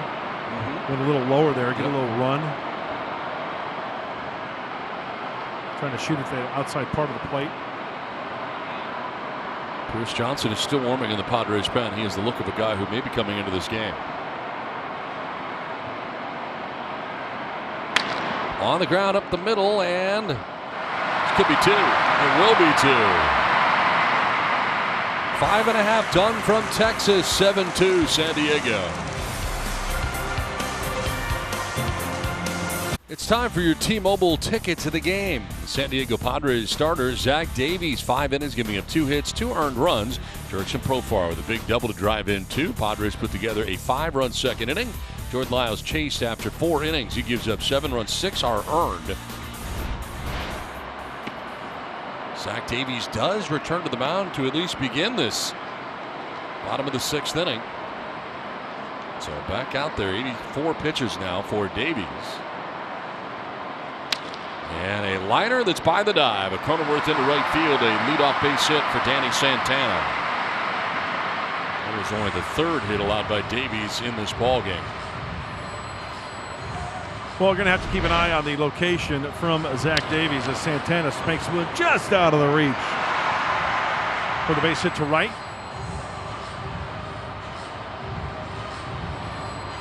Jake laying out. So there is a pitching change here after one hitter in the 6th inning. Here's Johnson. He's going to be making his way in. Padres have a 7-2 lead. Pitching change from Arlington, Texas. You can stream them live on your mobile device with Fox Sports Go. Download the app and take Fox Sports San Diego and Padres baseball with you wherever you go. Presented by T-Mobile. Back at Globe Life Field. Nice breeze outside, roof closed inside. The new friendly confines of Globe Life Field and the new home for the Texas Rangers. Here's the new pitcher for the San Diego Padres, Pierce Johnson. Well, his first appearance of this series will be the first of his career against the Rangers. He enters his 9th game. He is scoreless in 6 of his 8 appearances.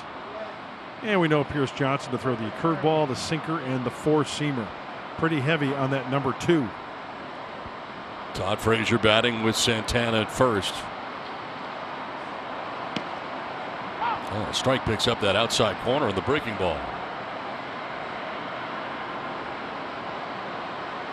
Frazier has struck out swinging and bounced out to short. Both of those appearances against Zach Davies, who started this game and didn't get into the 7th this time. He goes 5+ and is still responsible for Santana. Whoa.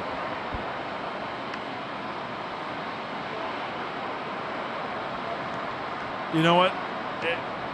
I don't see how hitters do it. Oh my gosh, wow. It's right at his noggin. And Todd Frazier just that's the right way to do it. Name and number to the pitcher, turning towards the catcher. See if he goes with a breaking ball here. Yes, he did, but missed up top. 2-1. Padres have action behind Pierce Johnson as Davies looks on. He's still responsible for Santana at first base.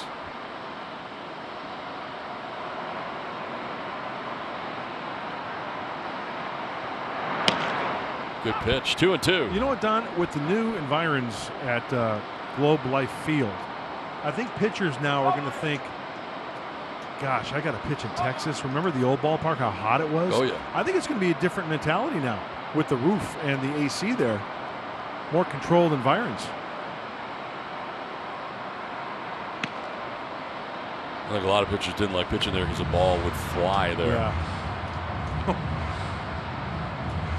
Good looking ballpark. You know what I like about it too, from the pictures we've seen right here? More intimate, right? Yes. In the outfield, see how it's kind of stacked? Yeah, up rather than back, pushed back. I like that. I love that. Payoff pitch here to Frazier. Runner goes and he fouls it off to the right out of play.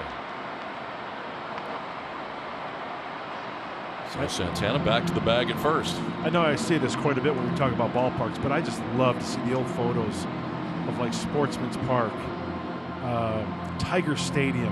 The old Yankee Stadium. Old Yankee Stadium, where the stands were, you know, the decks were stacked, not spread out and going back away from the field. Payoff pitcher again to Todd Frazier. Reaches out and pokes it foul. Not running that time was Santana. Yeah, the old ballpark at Arlington had the right fields. Yes. It was staggered. Yep. I like that a lot too.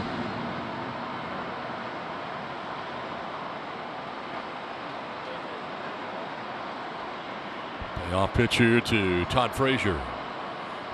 3rd time. And that's ball 4. Takes 97, but it's a walk. And now a quick word from Fix Auto Collision Center. Fix Auto Collision celebrates the summer road trip. For any unplanned turns, call or visit your nearest Fix Auto Collision Center today.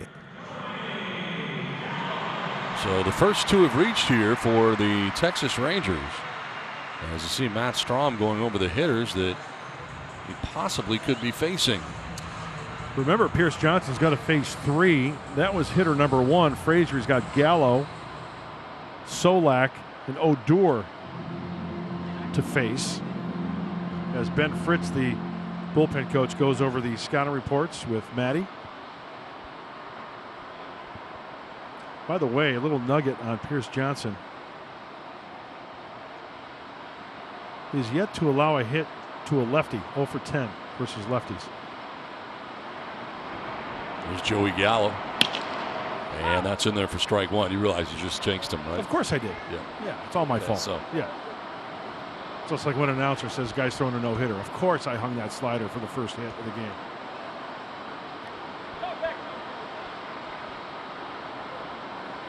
Two on, nobody out.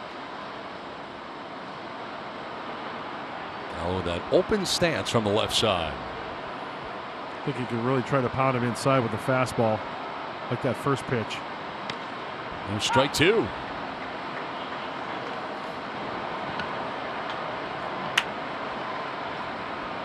Single for Santana started this inning. Todd Frazier walked, 2 on, nobody out.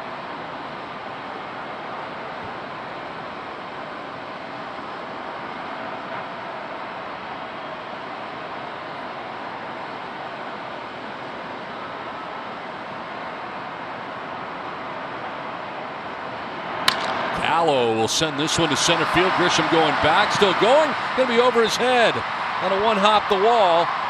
As Santana is going to come around and score the 3rd run. An errant throw back in is backed up. And it's 2nd and 3rd, but a run in makes it 7-3. And Pierce Johnson gives up his first hit to a lefty right there. It's a double. Yep. Prior to that, 0 for 10. Let's take a look. Oh, it's a breaking ball. It's a breaking ball, and he misses the location. He wanted that one down and in. I apologize for hanging that breaking ball there, enabling Gallo to drive in that run. Just out of the reach of Trent, just over his glove. And Santana, you know, he can hang because if he catches it, he can tag and then move up. Not caught, and he scores.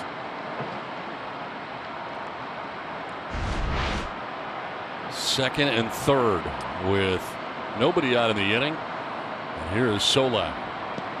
He went around and indicated as such by Nestor Sehal, home plate umpire. He's been very good in this spot this year with runners in scoring position at 357. The run that scores is charged to Zach Davies, so in 5+3 hits, he's charged with 3 runs. He walked 2, struck out 6 through 85 pitches.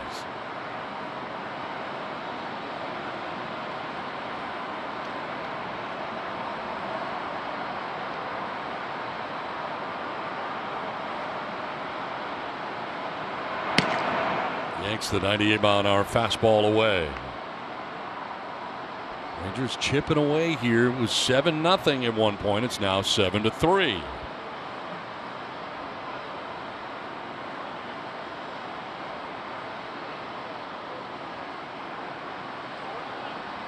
Into the Padres bullpen. Matt Strom ready to go. 1-1 is softly lined and caught by Cronenworth at second base for the first out of the bottom of the 6th inning. And here comes Jace Tingler. So Pierce Johnson faces the minimum. 3 hitters, and he will be leaving. Matt Strom will be coming in. Pitching change from Arlington, Texas, with the Padres on top 7-3, but the Rangers making some noise. The 6th inning, want to introduce Quick Pick, MLB Rally's new game, where fans predict outcomes and compete for cash. Restrictions apply. See rules and enter at MLB.com/QuickPick. Here is Matt Strom, 3rd arm used by Jace Tingler in this game. Well, the big lefty is going to face a lefty, and then on deck, Dietrich due up. He enters his 10th game. Opponent's only hitting 147, a nice ERA of 1.80, trying to stop it right here against the Texas Rangers for his career. 4 relief appearances for Matt. He's got a 2.45 ERA. And his last outing was in Arizona. Inning and a third, he gave up a hit, and he hit a batter. Rougned Odor, the first batter he'll face, inherits runners at second and third. And the fastball appeared to be rising. Strike one. Yeah, and what's that tell you right there? Runners at second and third, runners in scoring position. Rangers are chipping away right here. He wants to get those two runners in, so he'll chase. And he proved that right there, that first pitch, up and out of the zone. Interesting to see the sequence Matt Strahm throws here to Rougned Odor, even if he throws him a strike.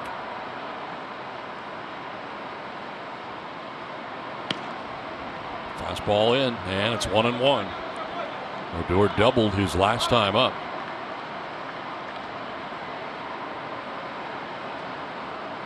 Knocked in 2 runs with that double back in the 4th inning.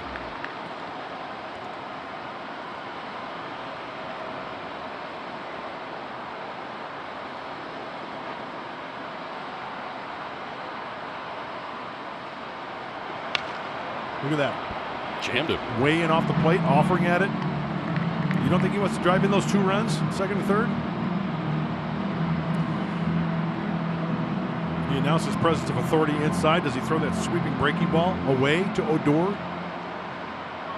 The thing is, you got to get it way out there. You don't want to have him serve that to left field to drive in those 2 runs. 2 balls, 2 strikes. Matt Strahm working to the extreme first base side of the rubber. Yeah, it gives a hitter an angle of coming right at you.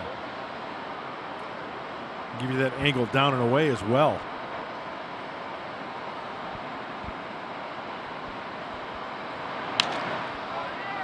Popped up.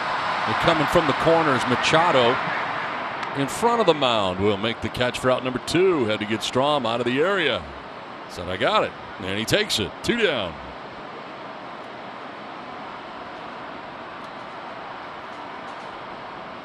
So Strahm gets his first hitter, and that'll bring up Derek Dietrich. Actually, it's going to be a pinch hitter.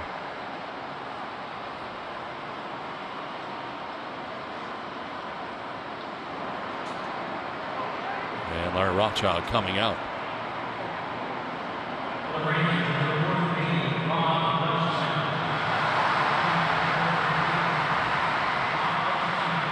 Rob Refsnyder will be pinch hitting for Derek Dietrich.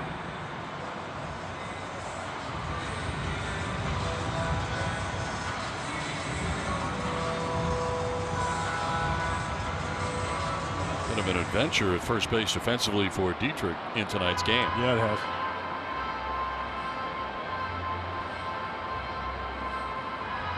So here's Refsnyder. He's had a minor league deal with the Rangers with a spring training invite. The opening day roster, though, after summer camp. And he bats with runners at second and third, 2 down. Pinch hitter fouls it off to the right, out of play.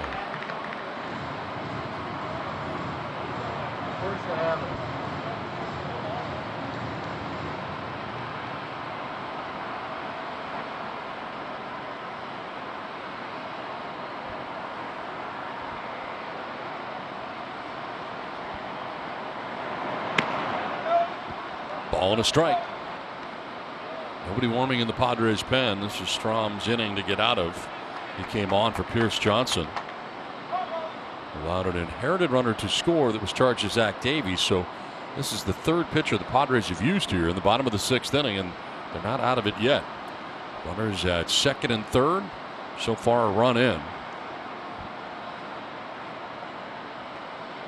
And Strahm ready with a 1-1 pitch. In the air to center field. Back goes Grisham. And he's got plenty of room to make the catch to end the inning. Another run for the Rangers. It's 7-3 Padres at the end of 6. Long ball. Austin Hedges hits a home run in the 4th inning. His 2nd of the year. 403 feet away off Jordan Lyles. 101.2 miles per hour in the launch angle at 32 degrees for Austin Hedges. That was the 7th Padres run of the ballgame. Had a 7-0 lead. The Rangers at 2 in the 4th, 1 in the 6th. It's 7-3 now. And they bring on their 3rd pitcher of the game. Here is Jesse Chavez. Two-seamer, cutter, slider, and a four-seamer from the right-hander. Kind of a low three-quarter. You see the movement right there. Boy, if you need a grounder and he's on his game, Chavez is your guy. Enters his 10th game. Only one walk in 8+ innings.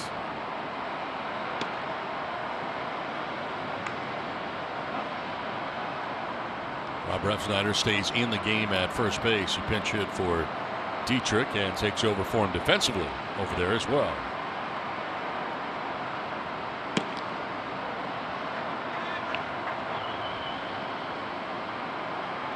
Saw Chavez part of a season with the LA Dodgers.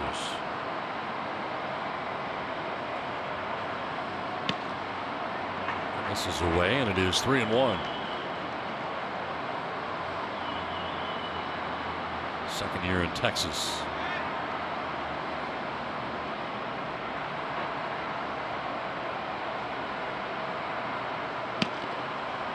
Strike two, full count. Jesse's put together a nice little career, starting out with the Pittsburgh Pirates back in 2008. Made stops in Atlanta, Kansas City, Toronto, Oakland. Oh, a lot of stickers on his suitcase. Toronto twice. Yeah. There's ball 4, and he walks the first hitter that he faces here in the 7th inning.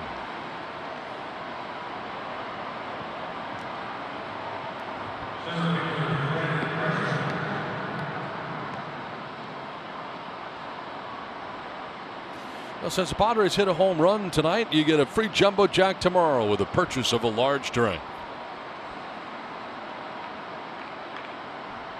Austin Hedges with a leadoff walk in the 7th inning.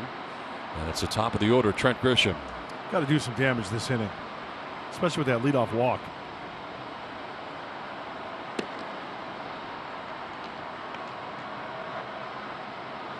Trent Grisham has struck out looking, single to center. And grounded out to second base. It was an RBI single in the 2nd inning to center field. It was part of that 5-run second for San Diego. Staying away 2-0. Donnie, I got a little trivia question for you. Of the leadoff walk at the big league level, a leadoff walk, what do you think the percentage is of that walk scoring? 30%? You know, that's a good guess. I think if you polled. Bunt bid, and it's a good one as Chavez leaps into the air and his throw will be late. It'll be a bunt single for Trent Grisham. Hedges takes second base. Very nice. Perfectly placed by Trent Grisham. The leadoff walk. Shuffle, shuffle. As soon as that ball is down on the ground, Austin Hedges moves up to second base. And the Padres got some action going right here. Padres been very good with runners in scoring position, too. 4 for 4 in that category. You ask any baseball fan, I'll bet you they'd say like over 40-50%. Just because, leadoff walks, they always score. In fact, leadoff walk scores between 22 and 34% of the time. So you're right. That was a good guess. Last year, 2019, 2,800 leadoff walks were issued. 657 scored, roughly 22.3%, which I think would be low, 22%, right? Sure. I know it's not a good thing, though. No, it's not a good thing. I mean, you don't want to do it. You try to stay away from it, I think, if you're a pitcher. Yep. 1-0 is laced towards a gap in left center field. That ball is back, and it is gone. Fernando Tatis Jr. on a line drive, 3-run home run. Get out of here in a hurry. He's into double figures in home runs. That's number 10 of the season. And the Padres jump on top 10-3.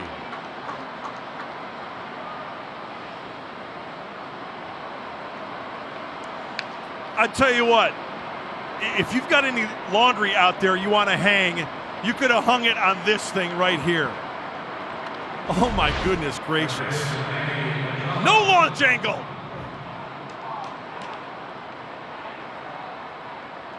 Look at that, just the ball off the bat there from the side.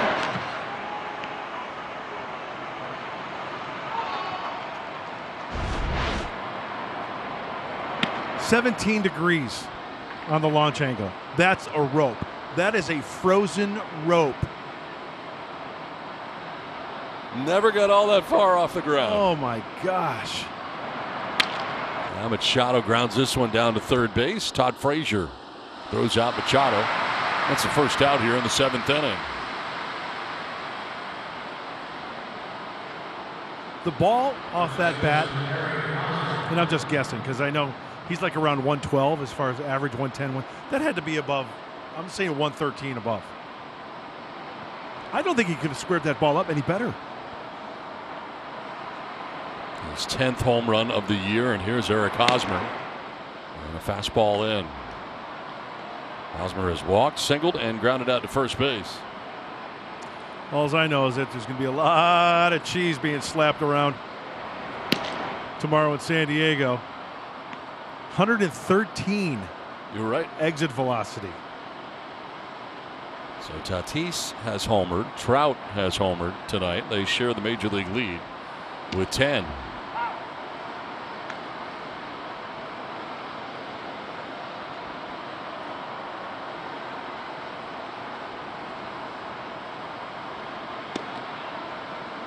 Falling behind Hosmer, 3-1.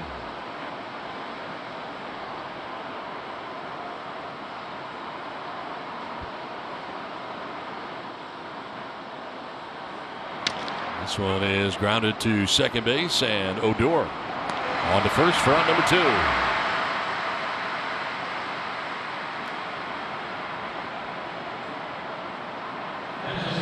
Ty France coming up here with 2 outs and the bases empty thanks to the 3-run home run by Fernando Tatis Jr.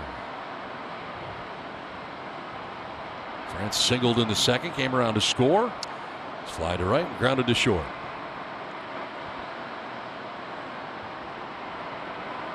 Donnie, you know what's impressive about that home run? Line drives down the lines, I can understand, right? The shortest part from home plate. Yeah, but that's left center. That's left center. That's like the 410 area.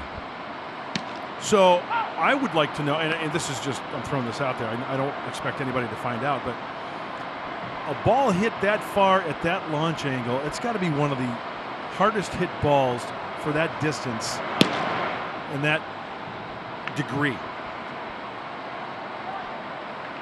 It's amazing.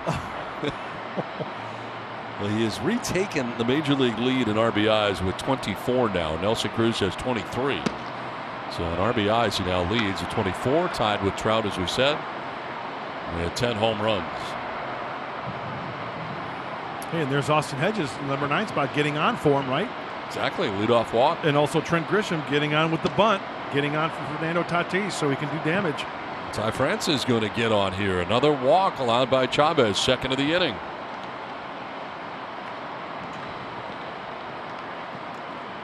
So 2 down, a runner at first, and Jake Cronenworth coming up.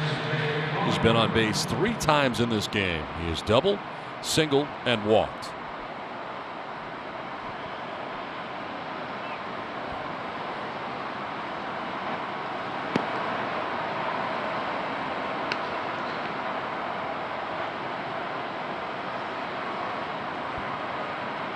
Chavez about to throw his 25th pitch of this inning. Third arm used by Chris Woodward in this game. That's a strike, 1-1. Jordan Lyles gave up 7 runs, 6 earned in 4 innings. Jimmy Herget 2 hitless innings. And Jesse Chavez giving up a 3-run home run in this inning and falls behind Cronenworth now 2-1. Seems the approach is back that we really didn't see very much of in Arizona from an offensive standpoint, this grinding out at bats. It seems that they laid off the off-speed stuff from Lyles early. They took advantage of the mistakes on the changeups and fastballs in the zone. Ground ball to second base. Odor will go to first, and that will end the inning. Fernando Tatis Jr. with his 10th home run of the year. It's a 3-run shot. It's 7th inning stretch, and the Padres have their 7-run lead back. It's 10-3 San Diego. Padres have the lead, a 3-run shot for Tatis Jr. Matt Strahm back out on the mound here in the bottom of the 7th inning. They'll deal with 8, 9, and 1 inside the Rangers' order here in the inning. Retired both batters that he faced in the 6th. Strike evens the count to Kiner Falefa. And I can't emphasize enough, Don, and I'd like your opinion on this, but that ball that kid hit right there for that home run is one of the most impressive things that I think I've ever seen. To that part of the ballpark. I mean, we've seen line drives like that wrapped around foul poles. Sure. But to left center field? Yeah, that's the first for me, I think. And that trajectory. 17 degrees. Yeah, remember the look we got from the side? The trajectory of the ball off the bat. It looked like it was going to be a line drive to the shortstop. Right. But it went over the fence.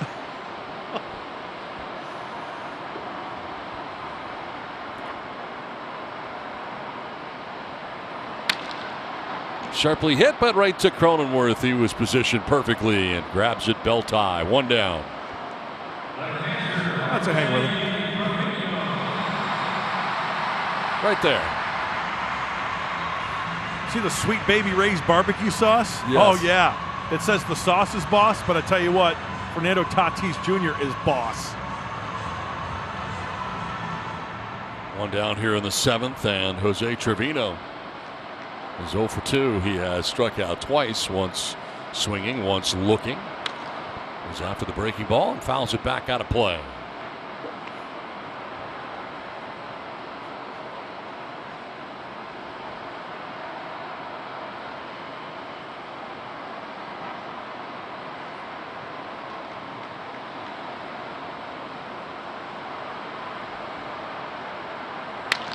On the ground to Cronenworth at second base. Kind of a double pump there, but had time to recover. 2 down.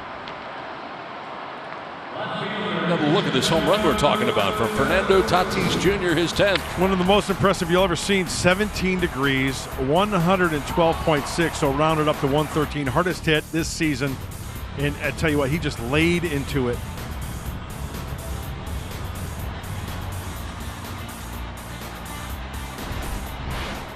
Thanks, White Sox.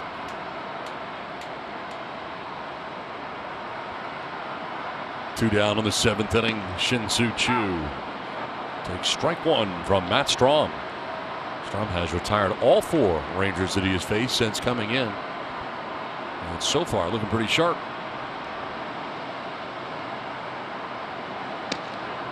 Good pitch. Should have been a strike. Yep.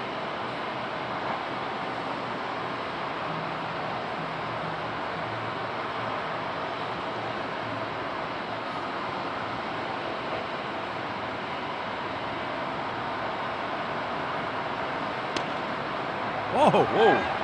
2 in a row.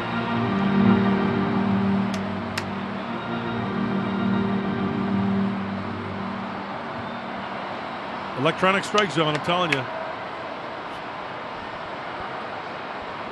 So angry. 2-1 pitch is a strike, and it's 2-2.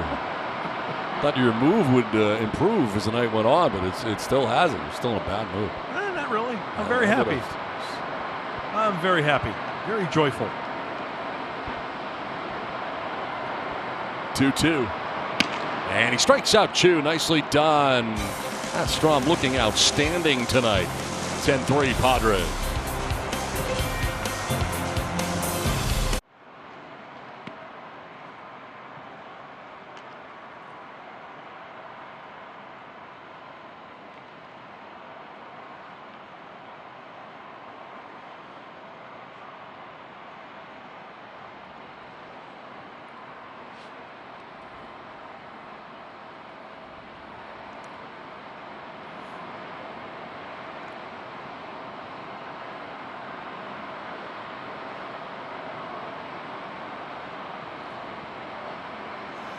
All right, thanks very much, guys. As we move along here to the 8th inning, Juan Nicasio takes over for Texas. And it is Jurickson Profar leading it off for San Diego here in the top of the 8th. Profar with a double back in the 2nd inning. Nicasio, the 4th arm used.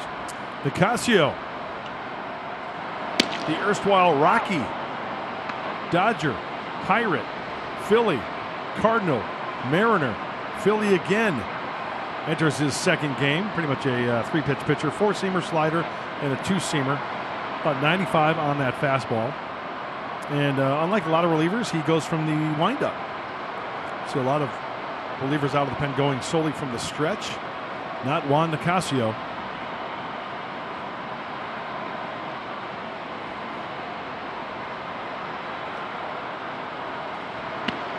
Profar, the former Texas Ranger, can't believe he called that a strike.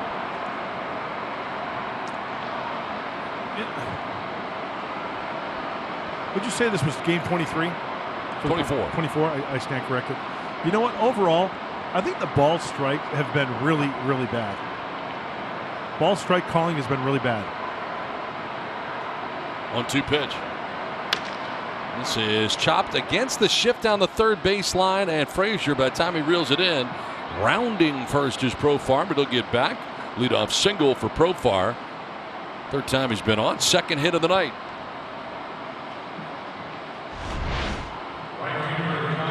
Four-seamer away. It's got some run to it. And just slaps at it. The shift is on. The Sultan of Slap. He'll take that.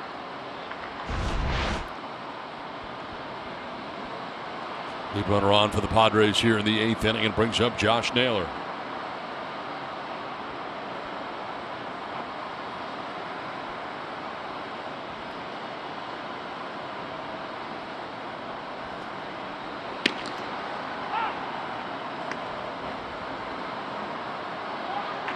Naylor has singled to center.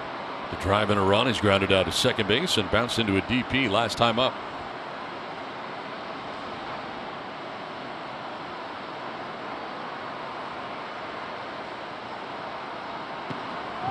Down and in, a ball and a strike to Naylor. Josh Naylor getting the start in right field tonight for the Padres. We'll talk a lot about the bottom of the order, the bottom three not getting on base. They've got on base a ton in this game. Yep. And it has been a big difference for the guys at the top. Don, remember what I said during Pick the Stick? I hope that everybody gets into the. You don't remember? No. Well, you never listen to what I say anyway.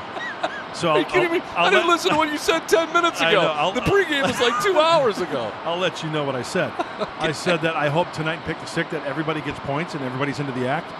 Everybody except Manny Machado, who's 0 for 4. Everybody has contributed in this ball game up to this point. So that's what I said during. Oh, Pick the okay. Stick, yeah. Thanks for bringing me up to speed.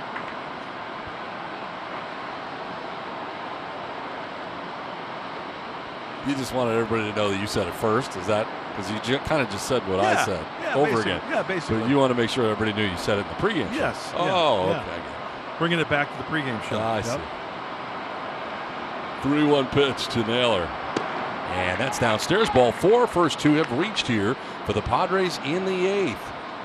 This copyrighted telecast is presented by the authority of the San Diego Padres and may not be reproduced or retransmitted in any form. And the accounts and descriptions of this game may not be disseminated without an express written consent of the San Diego Padres. 2 on, nobody out in the Padres 8th. And here is Austin Hedges. Well, the Padres with runners in scoring position, 5 for 5 in this game tonight.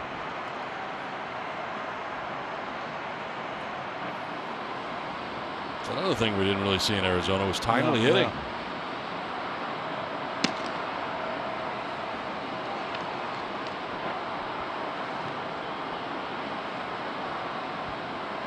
Hedges with a sacrifice in the second inning. Homered in the 4th inning. It was a solo shot. Walked and scored in the 7th.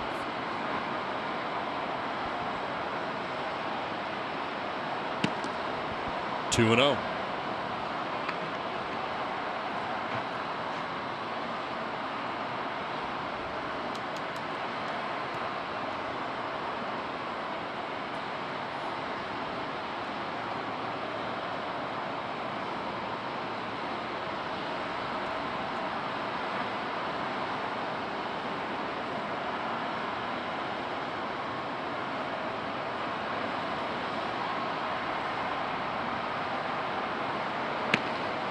Make it 3-0.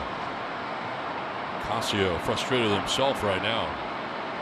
He's given up a base hit, a walk, and he's fallen behind the number 9 man. 3-0.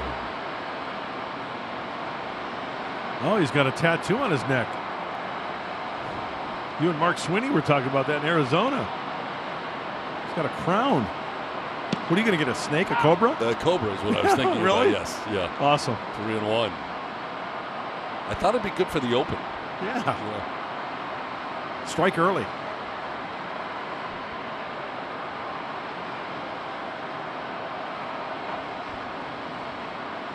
The 3-1 pitch to Hedges. Runners at first and second. Pops it up.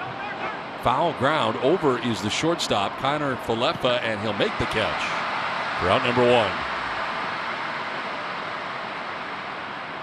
So Hedges retired this time. Got in on him there. Couldn't get extended.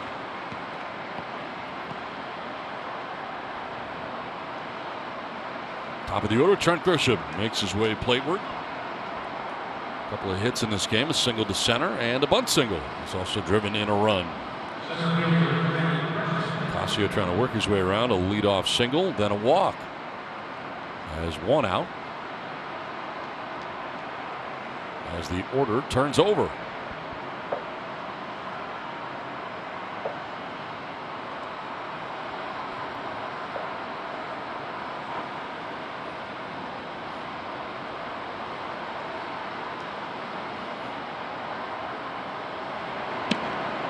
'93 and by him.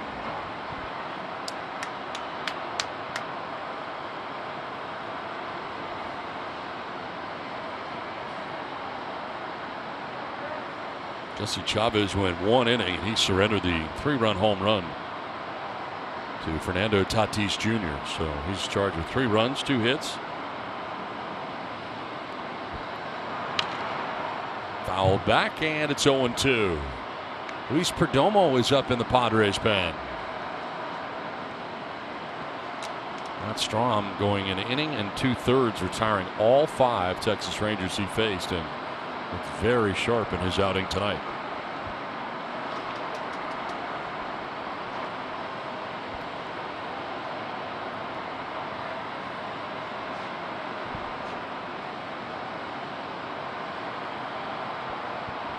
Oh, 2.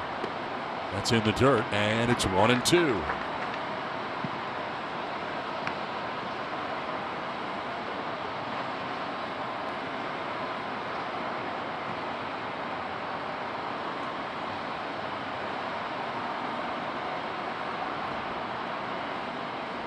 Two on, 1 out. Grisham down to the count, 1-2.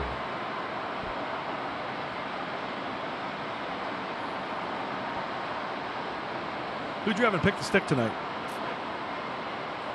Machado. I had to think about it. Almost forgot. Yeah. Well, the pregame is so long ago. Yeah. It's up and away, and it's 2-2. Kind of like how no one remembers what you said 2 hours ago. Yeah. Just goes to show you I paid no attention to what you said when you picked the stick. So angry. Grisham now, Tatis next. And he's talking to his general manager before he goes to hit again. Yeah, A.J. Preller. A.J. Preller right there. Blocked.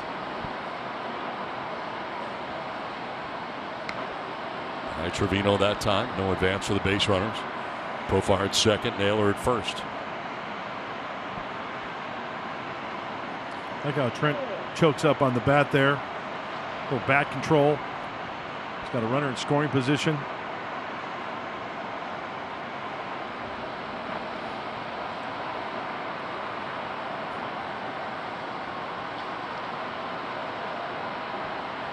Payoff pitch. Fouled straight back.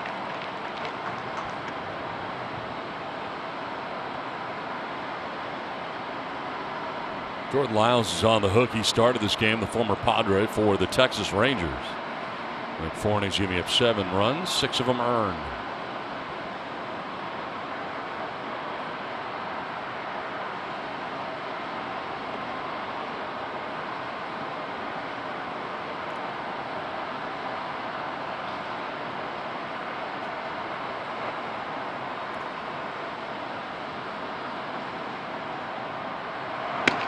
That is ball 4, and another walk this inning. Nicasio's second. This will load the bases for the Padres. Well, it's time now for the Bill Howe play of the game, and it was the 3-run home run. Line drive laser off the bat of Fernando Tatis Jr., his 10th home run of the year. And it gave the Padres a 10-3 lead. That's what they have right now. Now he's going to be coming up in a bases loaded situation.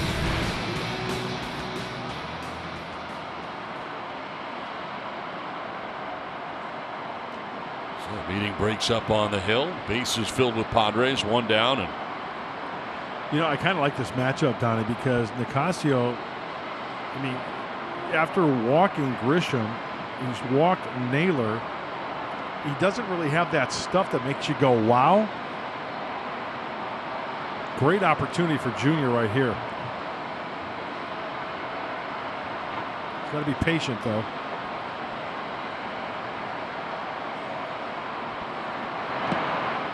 In the dirt, blocked by Trevino.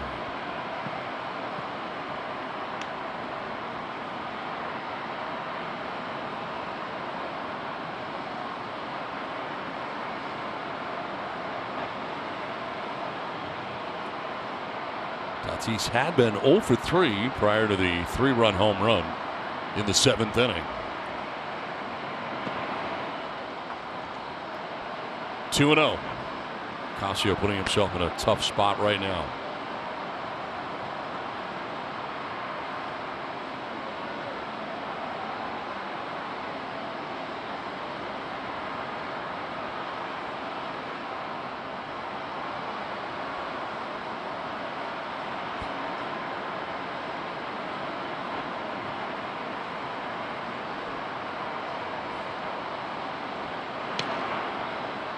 Ball 3.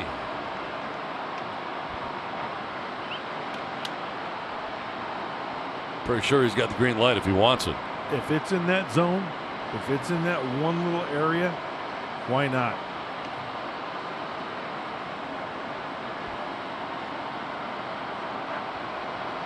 Chabot is up in the pen right now. This is in the air to right field. Back it goes. Nando has done it again. Fernando Tatis Jr., a grand slam. And the Padres go on top 14-3. 2 home runs, 7 RBIs for Fernando Tatis Jr.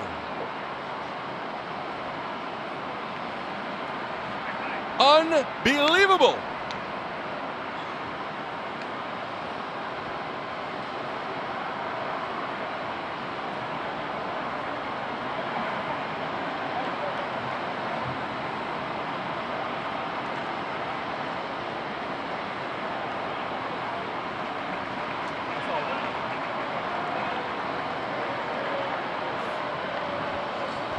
That is going to be it for Nicasio as he heads off.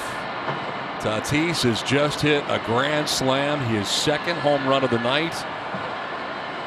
And the Padres have a 14-3 lead. What we are watching is nothing short of amazing. This kid is some kind of special. Pitching change from Texas.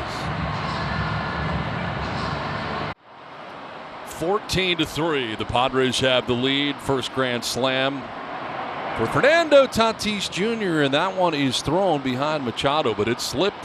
Yeah, I guess. Yeah, I don't know. Oh, I can tell you exactly what that's all about. Wow.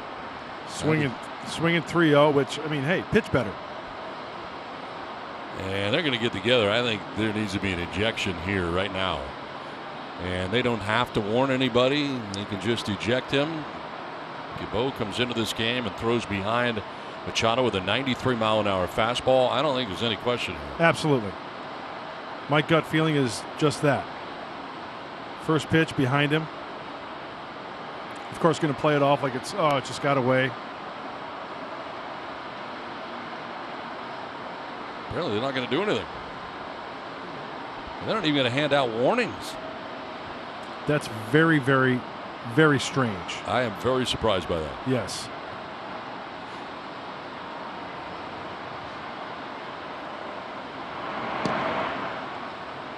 Down low, and it is 2-0. Well, 11th game for the right-hander. ERA just under 6. Opponent's hitting .282.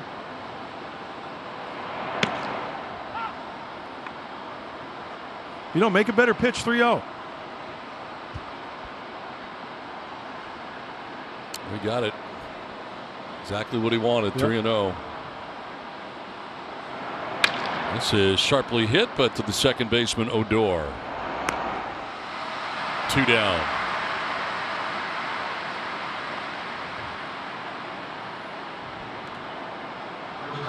So 2 away, and Eric Hosmer coming up now. Hosmer has walked, singled, grounded out to first, grounded out to second. Boy, Don, scored twice. I'm sorry to interrupt you there. My bad. They meet the umpires, but yet no warning. What's that all about? I don't understand it at all. I was thinking along the lines of just a straight ejection, not even the warning, because it appeared to be so obvious to me. Yeah, it doesn't take a rocket scientist to figure out what just happened. But at the very least, a warning. So it just amazes me. I mean, I'm trying to look at things logically, right? You just had a guy who hit a 3-run home run, and then a guy who comes back up again and a 3-0 pitch swings, hits a grand slam, and then you throw a 93-mile-an-hour fastball behind Machado. I don't think it was by mistake. Do you? No. My gut feeling is that it was intentional. Tell you what, generational type player right there. Yep. Don't you think? No question. I am on board. And I know he's young, and I know the amount of games at the big league level, but you got to start somewhere, and you have to impress somehow. And he is as impressive as there is. To first base. That will end the top of the 8th inning. The grand slam for Nando. 14-3 Padres.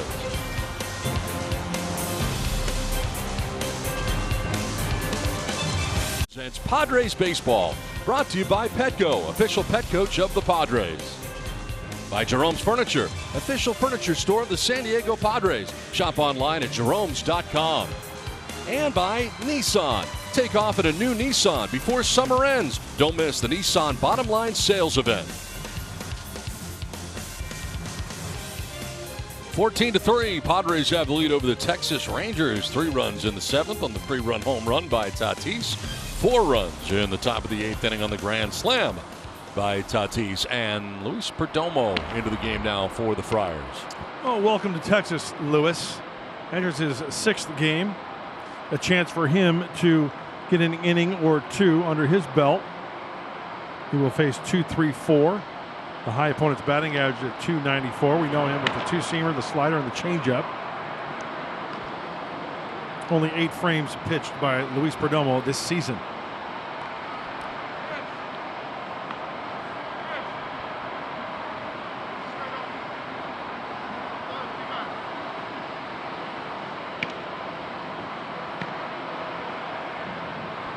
Danny Santana to lead it off here for Texas.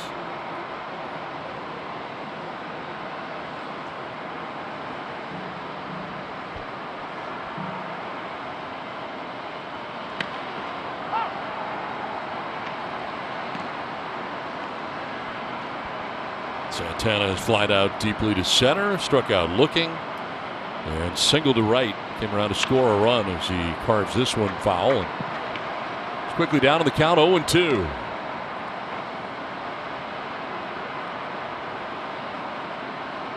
Many changes for the Padres defensively. Bounced in, and it is 1-2.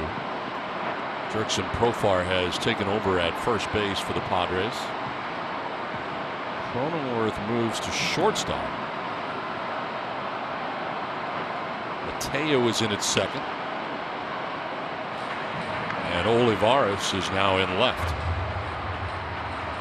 So Cronenworth is at shortstop. Mateo at second. Olivares in left. And Garcia at third base. There's another one. So wholesale changes. There is Olivares. He is in left field.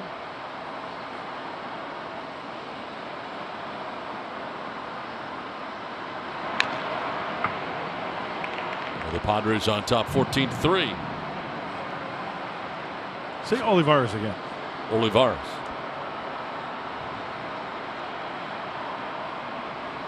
Is there a problem? No, I like the way you say that. That's how you're supposed to say it. It's his name. You say it well. Olivares. You know, I like a messy scorecard as we take a look at Eddie O and left. Olivares. Tell you what, Donnie, your scorecard's got to be messy as well. It is, in a good way. On the Padres side. On the right side. Yes.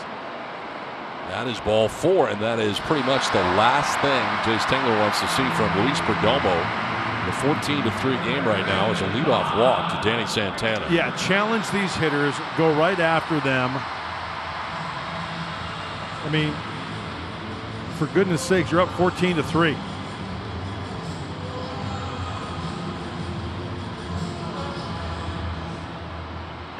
Todd Frazier. Struck out, grounded out to short, and walked. Taps it foul.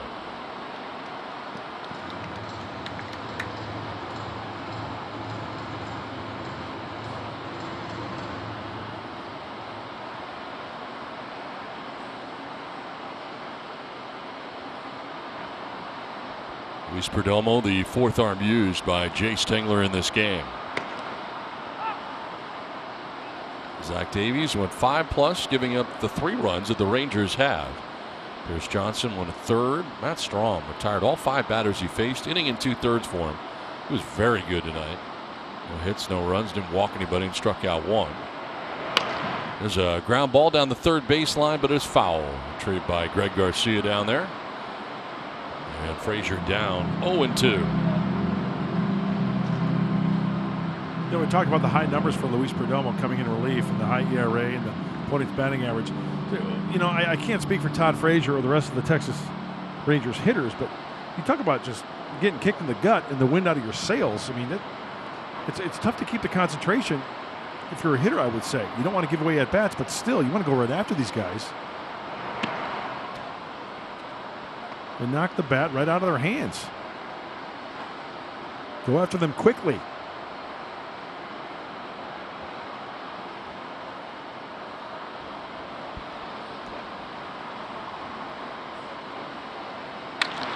This is to center field. Grisham coming in and over to make the catch for out number 1. Back to first goes Santana. 1 out in the 8th. And that'll bring up Joey Gallo.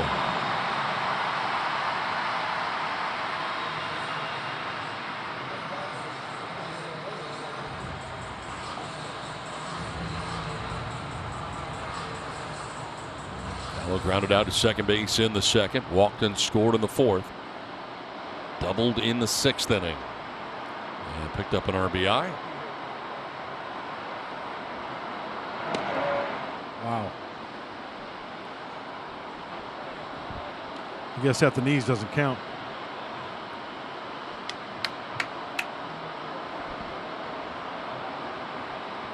Still mad, huh? 1-0. A little bit low. 2-0. Hey, a strike is a strike. Is it not? I agree. You don't have to yell at him. Yeah. I'm a lover, not a fighter. Trying to do his job. Trying, yeah. See? You're so mean. What's gotten into you? Hey, I could try. Wow. Bad mood all night. Oh, very good. Yeah. Glad to be here. 3-0. This is great. In there for strike 3 and 1. Big league ball game. Padres winning 14-3. What's not to love? Sit next to you. You had me until that. I'm out.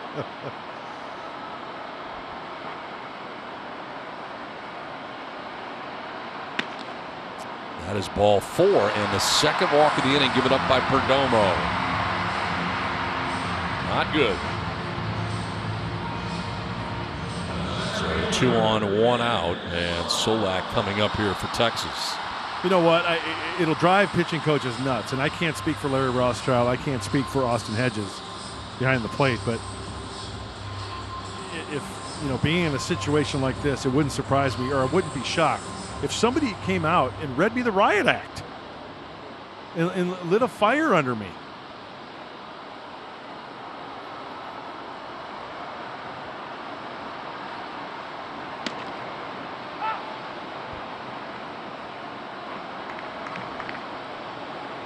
Nick Solak has walked, single, scored, and lined out to the shortstop.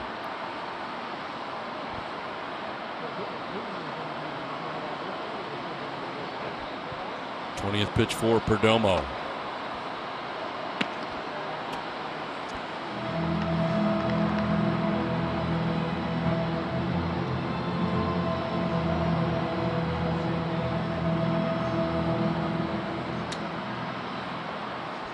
Two on, one away here in the Rangers' 8th inning. Perdomo has walked 2 in this inning.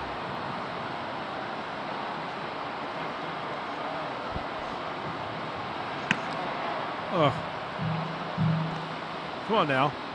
Bounce around.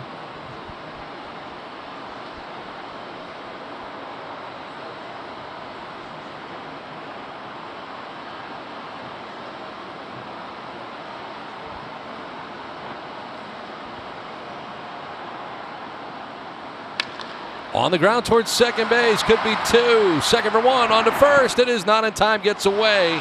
And this will score a run. Coming around is Santana. So it is 14-4. They do get Gallo on the 4-6 force out at second base. Good pitch, good feed, footwork, and then spiked it.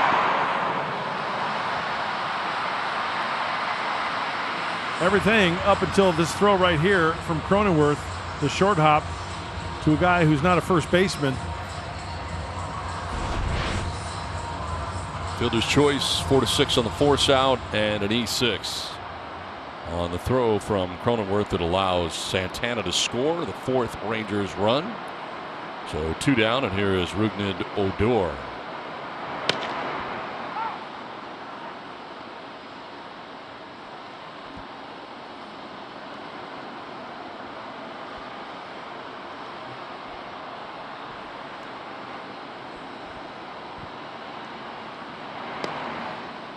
Strike 2. Perdomo ahead 0-2. Yeah, good breaking ball right there.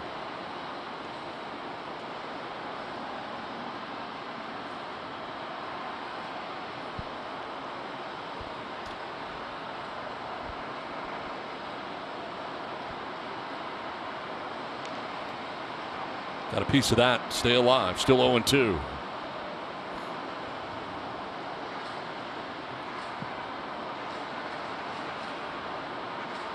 He walked 2. 1 has turned into a run.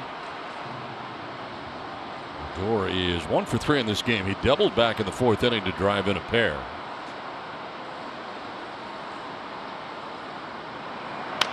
On the ground to first base, and Profar will take it himself to the bag, and that will end the 8th. To the 9th we go. 14-4 Padres. Big night for Fernando Tatis Jr. A 3-run home run.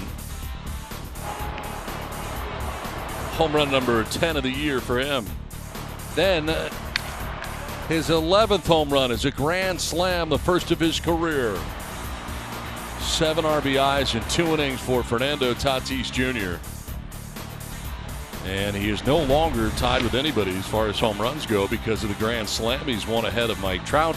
Because of the RBIs, he has moved 5 ahead of Nelson Cruz. Leading the majors right now in home runs and in RBIs, Fernando Tatis Jr. What a pleasure to watch this kid. As we mentioned earlier, this is a generational type player that we're seeing grow before our very eyes. A young kid who's got it all going, not only physically but mentally as well. The kid plays hard. Heartbeat of the team. And you know what? I'll go and say it. He's got leadership qualities with the way he plays and the way he conducts himself.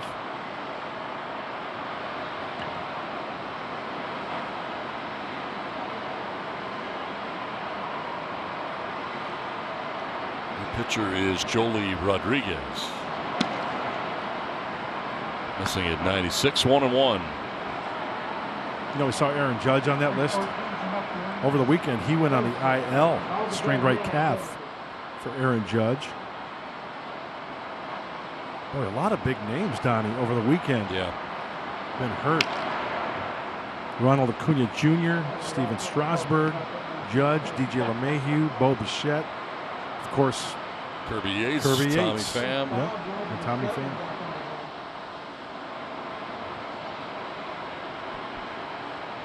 Heineman has taken over in center field, Solak in left field as Rodriguez takes over on the hill and is ahead of Ty France 1-2. France will ground this over the mound to the backhand of Odor at second, and the throw in time for the first out of the top of the 9th inning. That has been a fun night in Texas. Game 1 of this home and home 4-game series. 2 in Texas and 2 in San Diego. Oh, the Padres came into Texas a whomping and a whooping. Swinging those shillelaghs. 1 out in the 9th. Here's Jake Cronenworth. Been on base 3 times, a double, infield single, and a walk.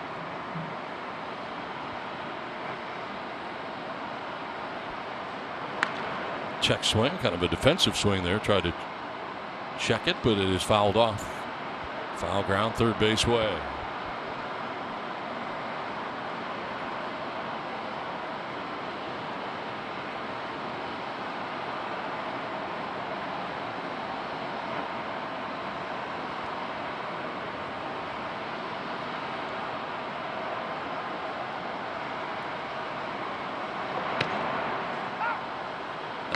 And for strike 2. It seems like it'd be tough as a lefty hitter. Kind of throws across his body a little bit. The arm angle.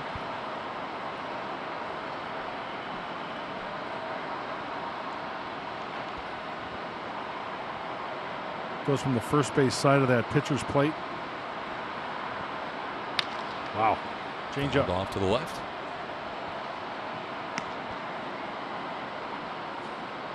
Well, the 2 of the 4 games between these 2 clubs play day baseball tomorrow. 12:30 get you started with Padres Live. Padres, Rangers.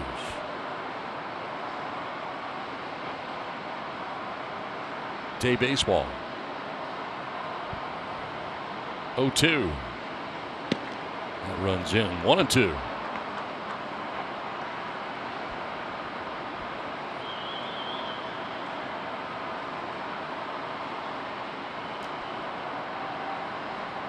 Rodriguez becomes pitcher number 6 of this game for Chris Woodward. Yank that one, 2-2.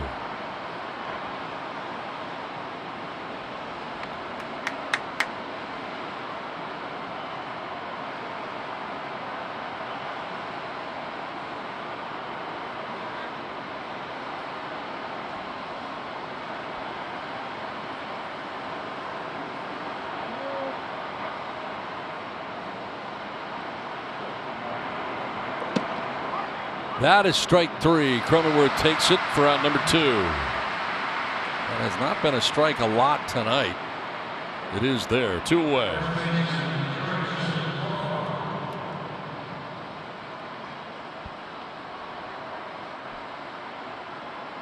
Comes Jurickson Profar with 2 down. Profar started this game as the Padres left fielder, but has since moved to first base defensively. Couple of hits tonight, couple of RBIs, and a double and a single, and has scored twice. Takes strike 1.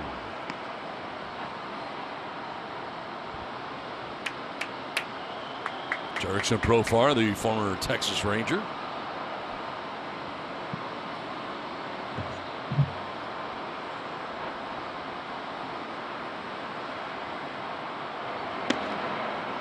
Strike 2.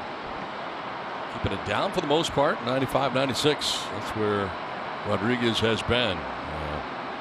Look back for Profar. Didn't agree.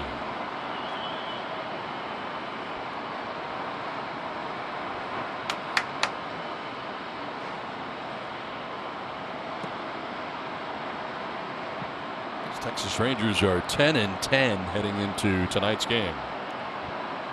They've been playing better baseball. They've gone 7-3 in their last 10 games. This would put an end to a 5-game losing streak for the Padres.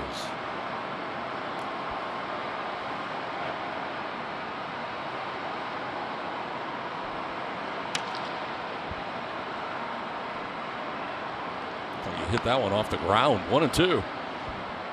Playing a little game of cricket right there. Yeah. The boys having some fun on the bench. That's good to see. It's all fun and games when you get 14 runs. El Gallo right in the middle of it. Will's yucking it up. Chris Paddock.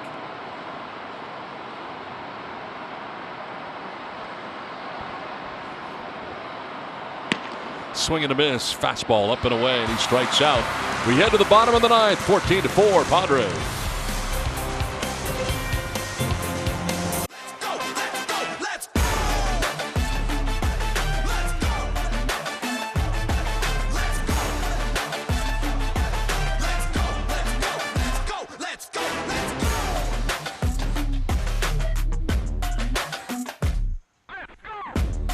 Quite a night from Texas. 14-4. The Padres have the lead as we head to the last half of the ninth inning.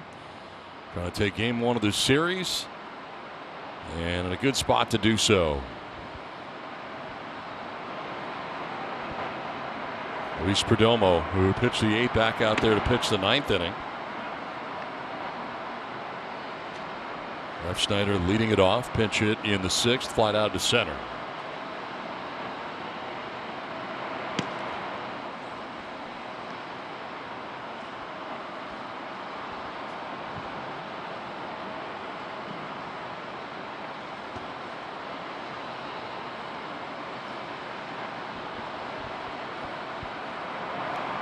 Come on now.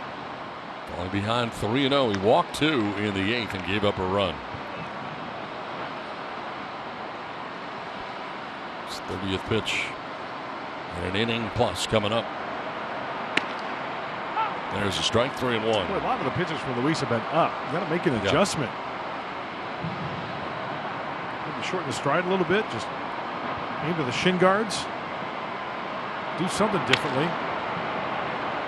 Full count now. Ref Schneider fouling that one off. Kiner, Falefa waiting on deck, and then Trevino.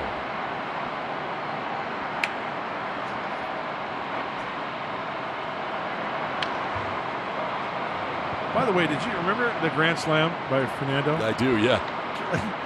Did you see it hit that cutout in right field? Yes. It was like at the carnival where you threw the ball and the things like they bend over, right? Yes.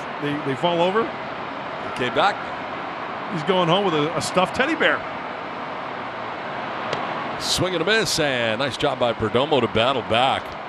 His first strikeout since coming in. Out number 1 of the bottom of the ninth. Yeah, out there somewhere, one of those fans got bent in half. Let's watch it. It's worth another look. Watch the ball track, and then he gets the teddy bear.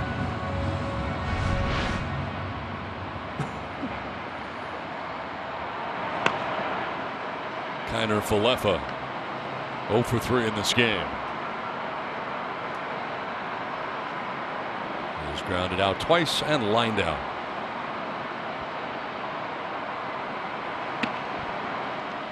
What was your favorite thing at the carnival game? I like the basketball hoops. Really? Yeah. I don't even care what you.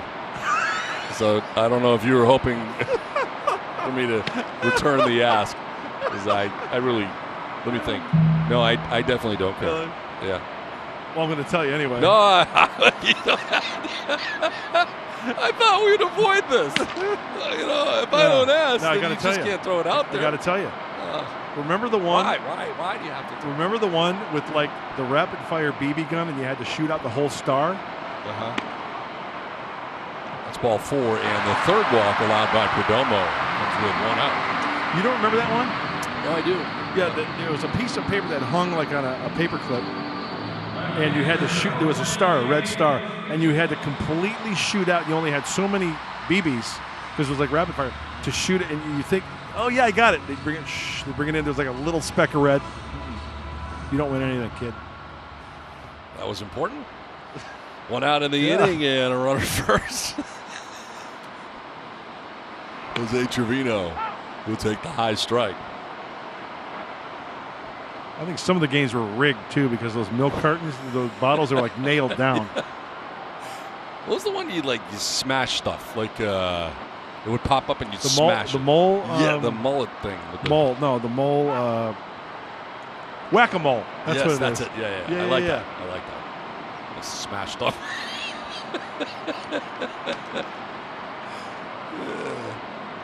I learned that about you. Yeah. Is it if you want to be asked a question, then you ask the other person a question first. And I'm learning that if I don't return that, then I can avoid all of this. One out, one on. As Trevino waits on a 1-2 pitch. Ground ball right here. Sinker down and away. And there you go. Second base. Mateo, his throw is in time. 4-6 on the force out. And Trevino will reach it first with 2 down. Let's revisit our keys to the game brought to you by your San Diego County Honda dealers. Well, the first one was a change is good for 7. Well, Zach Davies went 5. The changeup was working well. And then I omitted one part of my second one. Play some Texas Hold'em. I forgot to put, EM in there late. Well, the bullpen, 3 2/3, 1 hit, 1 run. No earned runs. They definitely held them this evening. So the bullpen playing some Texas Hold'em tonight in Arlington.